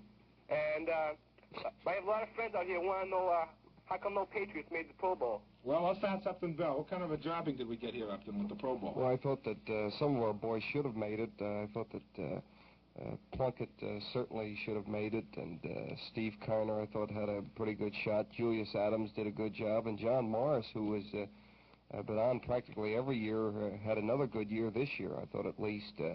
Also, Carl Garrett, who had a fine year, should have made it. But, what about Vataha? He was fourth in the league, was he not? Yeah, he would, but they have so many receivers. Right. It's very, very difficult. I think had Joe Cap played this year, he wouldn't have made it either. Joe Cap can go back to Minnesota. No, Joe Cap is going to do a movie. I know, with Lassie, and he's going to play the lead. Beth Parker. Right. He's going to play the band. Okay, thanks, Sharon. Okay, we'll see you. So long. Bye. Okay, you're next on the Sports Huddle with Upton Bell. Hello? Hello? Yes, you're on the air. Why don't you ask Upton a really tough question? Yeah, sure. I'd like to ask Upton, give him a few names here and get his comment on them as to their status or their physical condition or what have you. Go ahead. Johnny Peacock? Johnny Peacock has a bad ankle, and we expect him back again next year. John Kohler? John Kohler will not be returning. I think that John's decided to give football up. Vinnie Clemens? Vinnie Clemens is not our property. Rich Moore, offense or defense? Richie Moore will probably take a look at him again next year as an offensive tackle. Okay. He did have an injury, and he is recovering, and he'll be ready to come back to training camp. Yeah. I understood you to say in a talk show about a month ago there that you were expecting Cat Ballou in town for a physical. Anything happen there? He came in and he flunked the physical, and right now he is not our property anymore. He's not our property? No, he isn't. Honor Jackson? Honor Jackson retired, and possibly he'll be back again next year. Steve Starnes? Steve Starnes is no longer our property. Are you reading from the Yellow Pages? No. Chip Bennett? Chip Bennett, I would like to be able to talk him out of retirement because he was the third-round draft choice of the Bengals 2 years ago. He hurt his knee, came back to training camp this year, and they were playing him as an outside linebacker. I think he's more of a middle linebacker. He's about 6'3.5" and 235 pounds. And if I could talk him out of retirement and have him come back to training camp, that might be one less person we have to take in the draft. Very good. Now, can you tell me about the progress of Lane McDowell and Sam Adams, two nice offensive linemen we thought we had in tow? Yes, and I think the coaches are very, very happy with their progress this year. They both look very, very good. In fact, I think at some time John Mazur was thinking about activating them right near the end of the year, but decided to put somebody else on, Kenny Price, who, by the way, did a great job on our special teams on Sunday, and both of them progressed very, very well, and I think that they'll have a damn good shot at actually competing for, their jobs next year. Next year or the year after? Next year. How about Perry Pruitt? Perry Pruitt will be back again. He was off for a while, but he was back on the active squad again at the end of the year. I see. See, one of the things that we'd like to do is this. We do have our eye on some people that, were either cut this year by other teams, like a Kenny Price, like an Arthur May, people like that possibly we could sign before the draft. We might not announce it until after the draft, but would help take up some of the slack and then make it easier going into the draft. In other words, as many things as you can have done as possible in the way of trades or signing free agents or things like that before the draft, and then be able to go into it with maybe only needing 3 or 4 positions, the better off you are. I see. And no roommate of Eddie Andelman's there, Jay Dixon. Jay Dixon? Was he cut? Jay Dixon was cut, yes. Yeah. And what's the speed on Josh Ashton? Josh Ashton runs a 4.640. 4.6? Yes. Has he got some good moves, too? He has excellent moves. He's a good pass receiver, and he's a good blocker. In fact, he was one of the better runners in the history of Tulsa. Terrific. I was heartbroken when he went to Canada with his coach there, who we should have kept for a backfield defensive coach. The Patriots, their time trials are questionable because instead of using watches, which nobody would donate, you know what they do? They stick a draft choice underwater, and they know, like, each guy, how long he can stay under without drowning when he comes up. That's how they do it, because nobody would give them an official Boulevard watch or anything. This guy went up there with Claude Gibson, Oh, Claude Gibson. No, used to be with us. Claude Gibson is at Tulsa now. Oh, is he? Yes, he is.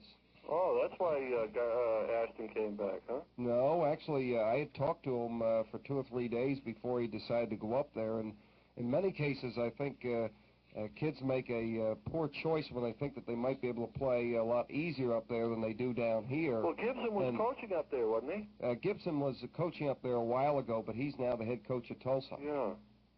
Oh, it was my understanding that he left Tulsa to go up to Canada and ask. No, there was another coach who left Tulsa to go up to the same team as Josh did, and that maybe he wanted to go with him. But I told him that he would like it better here in the States and would make a better reputation here, and he finally got sick and tired of it and came back. Mm-hmm. Okay. No, last one. Ron Gardine, do we blow our draft choice with that bad showing? He had one game. Yes, we blow the draft choice that we gave up for him, yes. But I think that Gardine is a good prospect, and, of course, he came to us kind of late in the season, and we were still experimenting with the receivers, but he's still on our taxi squad and will be back again next year. Oh, he will. I thought that one bad game he had might have really hurt him. No, not at all. Now, to get back to Vinnie Clemens... Wait, now, you said one more question. We really got to move along. Okay, thank you. Yeah, you know what you can do? What? Drop Upton a note at Schaefer Stadium, and he'll be glad to answer any of your questions. I've talked with him on several occasions before. Yeah, well, we're going to have him on again because Upton's not a bad fellow. Well, okay? Thank you. So long. Bye-bye. What do you as a driver have a right to expect from a tire dealer? You could get many different answers to that one, but the tire experts at Quirk Tire feel that you have a right to honesty, integrity, and service that is both fast and economical. When you purchase tires at Quirk Tire, you drive secure in the knowledge that those dependable General tires are the finest that money can buy. There are no razzle-dazzle, high-pressure salesmen at Quirk Tire trying to push you into purchases beyond what you need. The Quirk Tire experts are just that, experts. They're ready to serve you in a fair and equitable way. The next time that you need tires or just want to check the amount of time that you've got left on your present tires, you see the men at Quirk Tire at any of their convenient locations. They're at 275 Arsenal Street, Watertown, 315 Grove Street, Worcester, and 34 Front Street in Indian Orchard. Was it Claude Gibson at Buffalo that Cleve Rush had a little problem with? Yes. When they Claude Gibson, I think, was originally here. He was. Yeah. He was a coach here. Yeah. Right. Okay, 338-6700. You're next on WEEI. Hello, is Jimmy there? Yes. Jimmy? Yes. I'm Fred Flaherty's son. Oh, great. Glad to hear it. How are you? Good, and yourself? Good. And I'd like to ask Upton a few questions. Go ahead. Upton, is it true that the New York Giants are looking for Joe Kapp, Dennis Byrd, and a few others? I don't know. I don't pay that much attention to the New York Giants. Well, Upton's starting to hate him now, too. Well, they're the Giants' caliber of people. Well, that has nothing to do with it. Joe Kapp still has to come back and sign a standard player's contract before you can do anything with him. I'm surprised he didn't call you and wish you a Happy New Year and a Merry Christmas up there. He could, but he didn't get through. Oh. Hey, thanks very much for the call. All right. Thank you. Nice talking with you. See you later. Bye. You're next on the Sports Huddle on WEEI with Upton Bell. Hello. We don't have a producer. Dave. He just knocked over everything, and he didn't... Are you there? Who are you talking to? I'm talking to the caller. Who are you talking to? Is that you, Jim? Yes, it is. Oh, good. Listen, you and Mark and Eddie, if Upton Bell is going to do anything with Nance, right, you got to do your best to sell him. Yeah, well, we know that, too. You know, we talked about that at one of the breaks, and I was kind of miffed that the attitude that Eddie and Mark have with Ron Sellers. I think Nance, to answer your question, has got enough publicity around the league. As Upton said, every place he goes, they say how great Nance is. You listen to the announcers that haven't seen the Patriots play at all, they say, there's one of the greatest fullbacks of all time. Well, he was great. Well, he was great. And listen, I'd be the first one to tell you, he was great in 67, 66. Outstanding. Fabulous. But and he still can block. And he still can block. And we're going to do our best to sell him. And we're going to do our best to sell him. That's what we're doing right now. And I only got a few minutes, so let me in. Go ahead. Upton. Yes. What do you think? You know, it's nice that we got Upton Bell and John Mesa and the stadium and Plunk.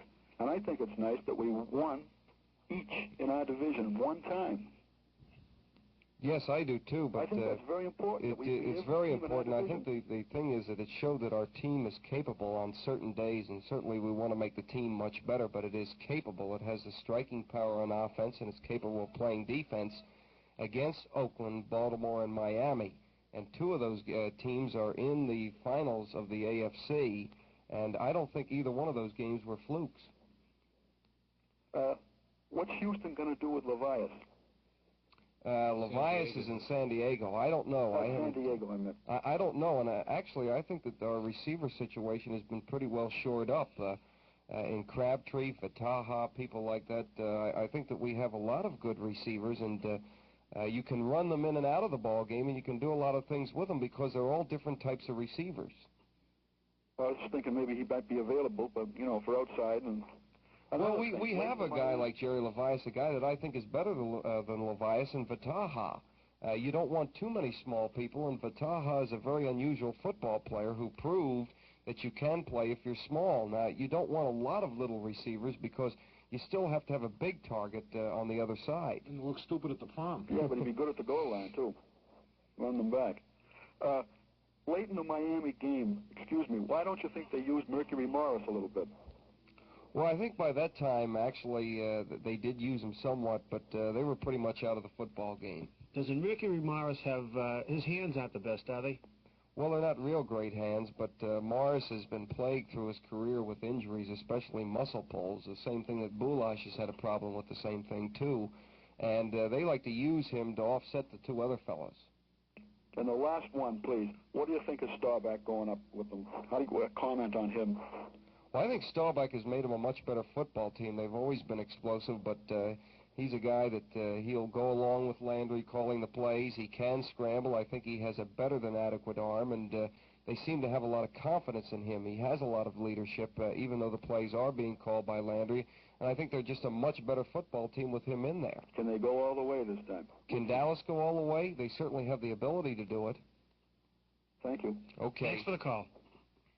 And right now we want to tell you about Kevin Delaney's Columbia Pontiac. That's right. If you're in the market and you want a used car, Kevin Delaney's Columbia Pontiac is the place to go. If you want a new car, a Pontiac, they come in all different sizes and shapes as low as $2,200, Kevin Delaney is the place to go. If you want to lease a car, you know where to go. Kevin Delaney's Columbia Pontiac. If you want to lease a whole fleet of cars, you go to Kevin Delaney's Columbia Pontiac. If you want a Subaru, a Japanese car, Kevin Delaney's Columbia Pontiac is the place to go. If you want a sticker, if you want your car repaired, if you want advice from a good mechanic, Kevin Delaney's Columbia Pontiac is the place to go. If you want to unload a hot car, what kind of copy is this anyway? All right, let me tell you, dollar for dollar, you can't beat the deal at Columbia Pontiac, 700 Morrissey Boulevard, Dorchester. Kevin's a young guy. You've all seen him. He's sponsoring the Celtics game now. That's the kind of sports fan Kevin is. Besides the Red Sox and beside the Bruins, Kevin is also sponsoring the Celtics, and he comes on with his little message saying, "Hi, I'm Kevin Delaney, I'm number one," and it's harder to be number one, and that's true. Kevin is young, but that's to his advantage, and he uses it to his advantage because he's not going to cop out and say, "I'm young and I make mistakes." If Kevin makes a mistake, he doesn't care because he wants customers and more customers because 80% of his business is repeat business. That's right, 80% is repeat, so he wants to put, that makes sense, new customers on the books, and he'll sell them cars year after year because he gives you good, honest deals, good, honest service, and you can't beat the deal at Kevin Delaney's Columbia Pontiac, 700 Morrissey Boulevard at Freeport and Dorchester. Please try them. Tell them that the Sports Huddle sent you, and Kevin will take you right out for lunch. He doesn't care what time it is, and he loves to have lunch and talk about the show. Kevin Delaney's Columbia Pontiac. Don't think of any place else when you're going to buy a car.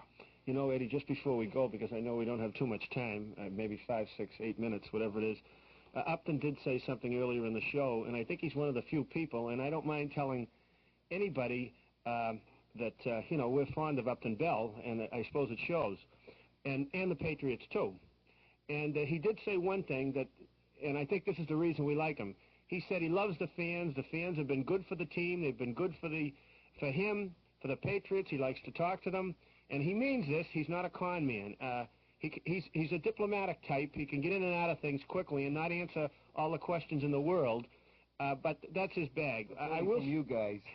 I will say that he's interested in the fans, and really that's all we really care about, because you don't find too many general managers that come out with that statement.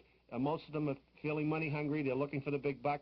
Red Auerbach not included, naturally. But what more can I say? The last caller, he's a very knowledgeable guy. I think Upton realizes that the fans, are the key to the whole thing, and that they are very knowledgeable here. And I personally think we're very fortunate to be in Boston. Well, I'm planning right after the show to give Upton a full embrace, as only man can do to man. Well, this is what we expect. To show him my gratitude. I've been lining him up all night. No, he has done a good job with the Patriots. Just one other thing, because it's got to be quick. Football games and Christmas. A couple of guys had their hats in their sleeve, and a lot of gas about football. You weren't here when we talked about it. Our opinion is if we didn't have football on Christmas, a lot of us would be punchy right now. Not that we aren't anyway. I think that it's utterly ridiculous to say that Christmas Day is spoiled by professional football games when in the past history of sports, basketball, you name it, hockey, have all played on Christmas Day. Even a college football game, the North-South game, used to be played on Christmas Day. I heard for crippled children. For crippled children.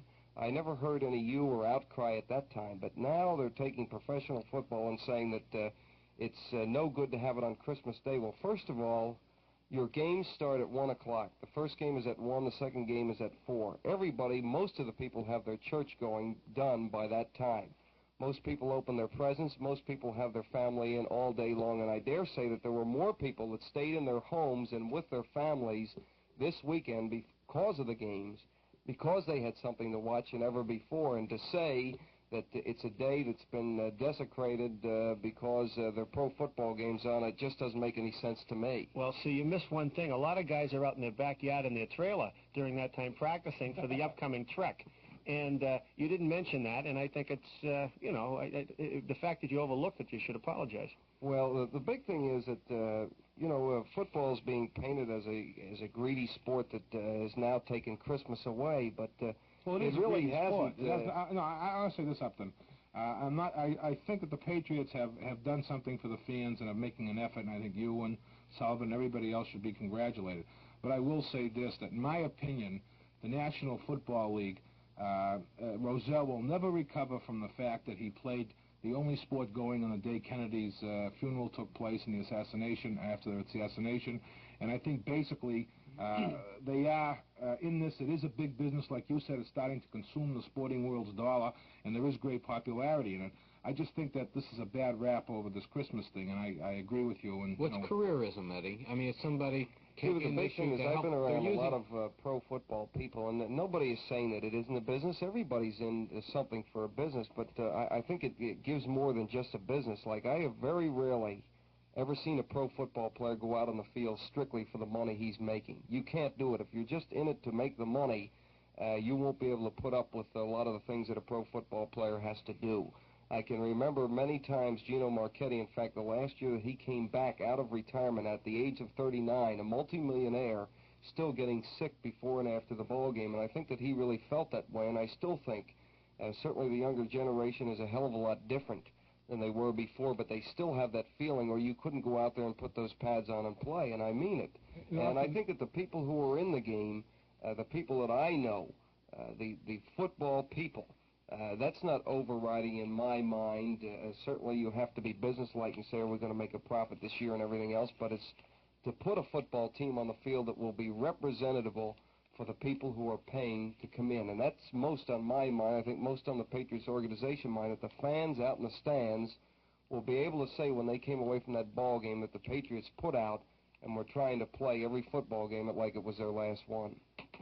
I've been speaking of getting sick before and after the game. I don't know whether you've eaten some of the food which has been served at Schaefer Stadium this year or not. I mean, have you eaten some of the I never eat on Sunday. Yeah, the food has been consumed to the public. Second of all, what's the story with the bathrooms? We've called some plumbers. And is the toilet situation and the water pressure all squared away at Foxborough? Yes, it is. In fact, we have had very few problems in the last couple of games, and Eddie, I can understand why now. That's because everything was turned off. I can understand why now that you don't know about Jim Nance and Ron Sellers, you spend all your time in the bathrooms. Well, listen, I have to eat before the game's up to 338-6700. We got time for a couple of more calls. You're next on the Sports Huddle with General Manager Upton Bell. Eddie, do you know what's the story on Superfoot? Yes, I do. Will he be back next year for tryouts? Well, we can't get too much out of Upton, other than the fact that I've corresponded with Superfoot, and he intends to come out of retirement, but let's ask Upton Bell. Actually, Eddie, to talk around this subject, I would say that He might be considering it, but he's still retired. He left training camp, and we don't know what his situation is right now. I gave you my opinion, and Upton gave you his opinion. And we'll give you our opinion, and I'll say that knowing the kid, he'll be back. And he'll be the I think he's best going to kicker surprise a in lot of football. people. Yeah, and Upton, what draft picks do we have this year coming up? I know we lost a lot of them. Could you fill me in on it? No, we haven't lost a lot of them. The only draft picks that we've lost right now are two. Our number 3 and our number 4 draft choice. So you got a number 1? We have a number 1, we have a number 2, and we have 5 through 17. Oh, that's good. Now, some of these aren't our own choices. They're other clubs' choices. But the most important thing in the draft is I've seen occasions where you could have a high choice or all your own choices and still not make good picks. As long as you have the picks, it doesn't make any difference. Certainly you'd like them as early as possible, but if you've got people doing the job, you'll be able to make any pick a good pick. You won't be drafting until about the 17th. 17th pick in the first round. Yeah. And I'd like to make predictions on this next week's games. I picked Baltimore and the 49ers to win next week. Well, I'm just the opposite, Dallas and Miami. Okay. Thank you for the call. Okay, bye. You're next in the Sports Huddle with Upton Bell, and I wish you'd make it quick because we only have a few minutes. Yes, I'd like I'd like to know what coach you think is better, Tom Johnson or Harry Sinden. Who are you talking to? You. Me? Yes. Harry Sinden, about 100% better. Harry Sinden won a championship. Tom Johnson hasn't won anything. He's won the love and affection of the Adams family. Well, yes, I'd like the instructions of the test you had today. The instructions of the test we had today. It's already been picked. It's a skydiver. Oh, then I can't enter for it? No, but you can take a guess anyway. Was it a parachuter? Yeah, that's right. Oh, you can't send me a sweatshirt? Oh, I'd love to, but I can't. You know why? Yes, and I'd like to know... You lost. Say, do you think the Bruins will win the Stanley Cup this year? I think they're going to have a problem. Okay, bye. Bye. Bye. Okay, you're next on the Sports Huddle. Hello? Yes. Is Eddie there? Yes. Eddie, I'd like to say that you were very wise in choosing the Dolphins. They're my favorite team. Yes. And I'd like to congratulate Upton Bell on his fine season. And I'd just like to read part of a book here about great running backs. And it says...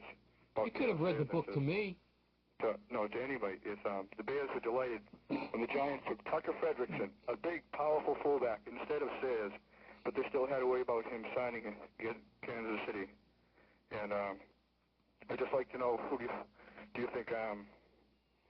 that isn't a story at all, by the way. Tucker Fredrickson, the pick actually was between, they were thinking about taking Joe Namath. It wasn't, they would never considered Sayers. And I'd like to, your prediction on the San Francisco-Dallas game. Well, I'll go with Dallas. I think that they have more weapons, and they are playing at their own home place. I think that they'll beat them again this year. Thanks very much for the call. It's time to say goodnight and thank our newfound friend Upton Bell, and again congratulate him. He really is a credit to Boston sports, and we're proud to have him. He's done a great job with the Patriots, and you know when I say something, I mean it. And Happy New Year and a Merry Christmas to my friends Mark and Jim, and to everybody out there, and to WEEI, and to all our sponsors. Thanks very much. Have a wonderful New Year. Any reproduction during this program without the express consent of the Sports Huddle is prohibited.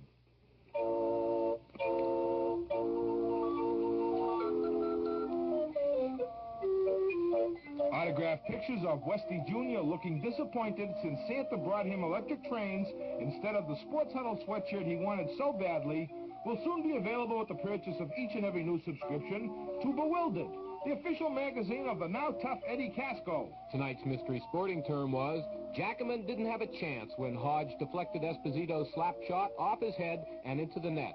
Since no caller got it, $50 will be removed from the giant jackpot and donated to the committee to help teach Randy Vitaha how to curse and swear. In tonight's performance of the Sports Huddle, the part of Garfield Smith's dexterity was played by a pretzel soaked in warm water overnight. The formation of a new advertising agency by Roy Jefferson, Chris Rogers, Dale Mitchell, Jack Evans, Gabby Hartnett, Bob Hayes, and Trigger Burke and Mike Epstein will be known as Roy Rogers, Dale Evans, Gabby Hayes, Trigger, and Epstein.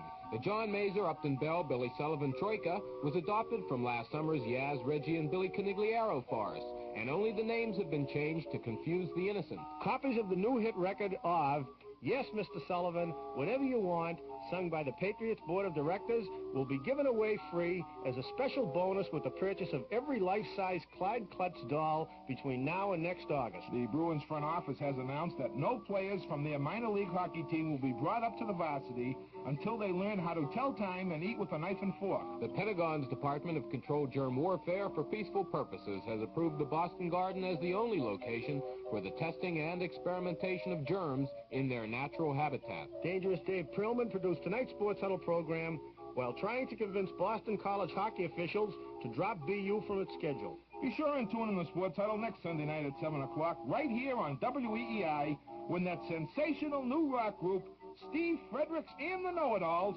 will make their Boston radio debut.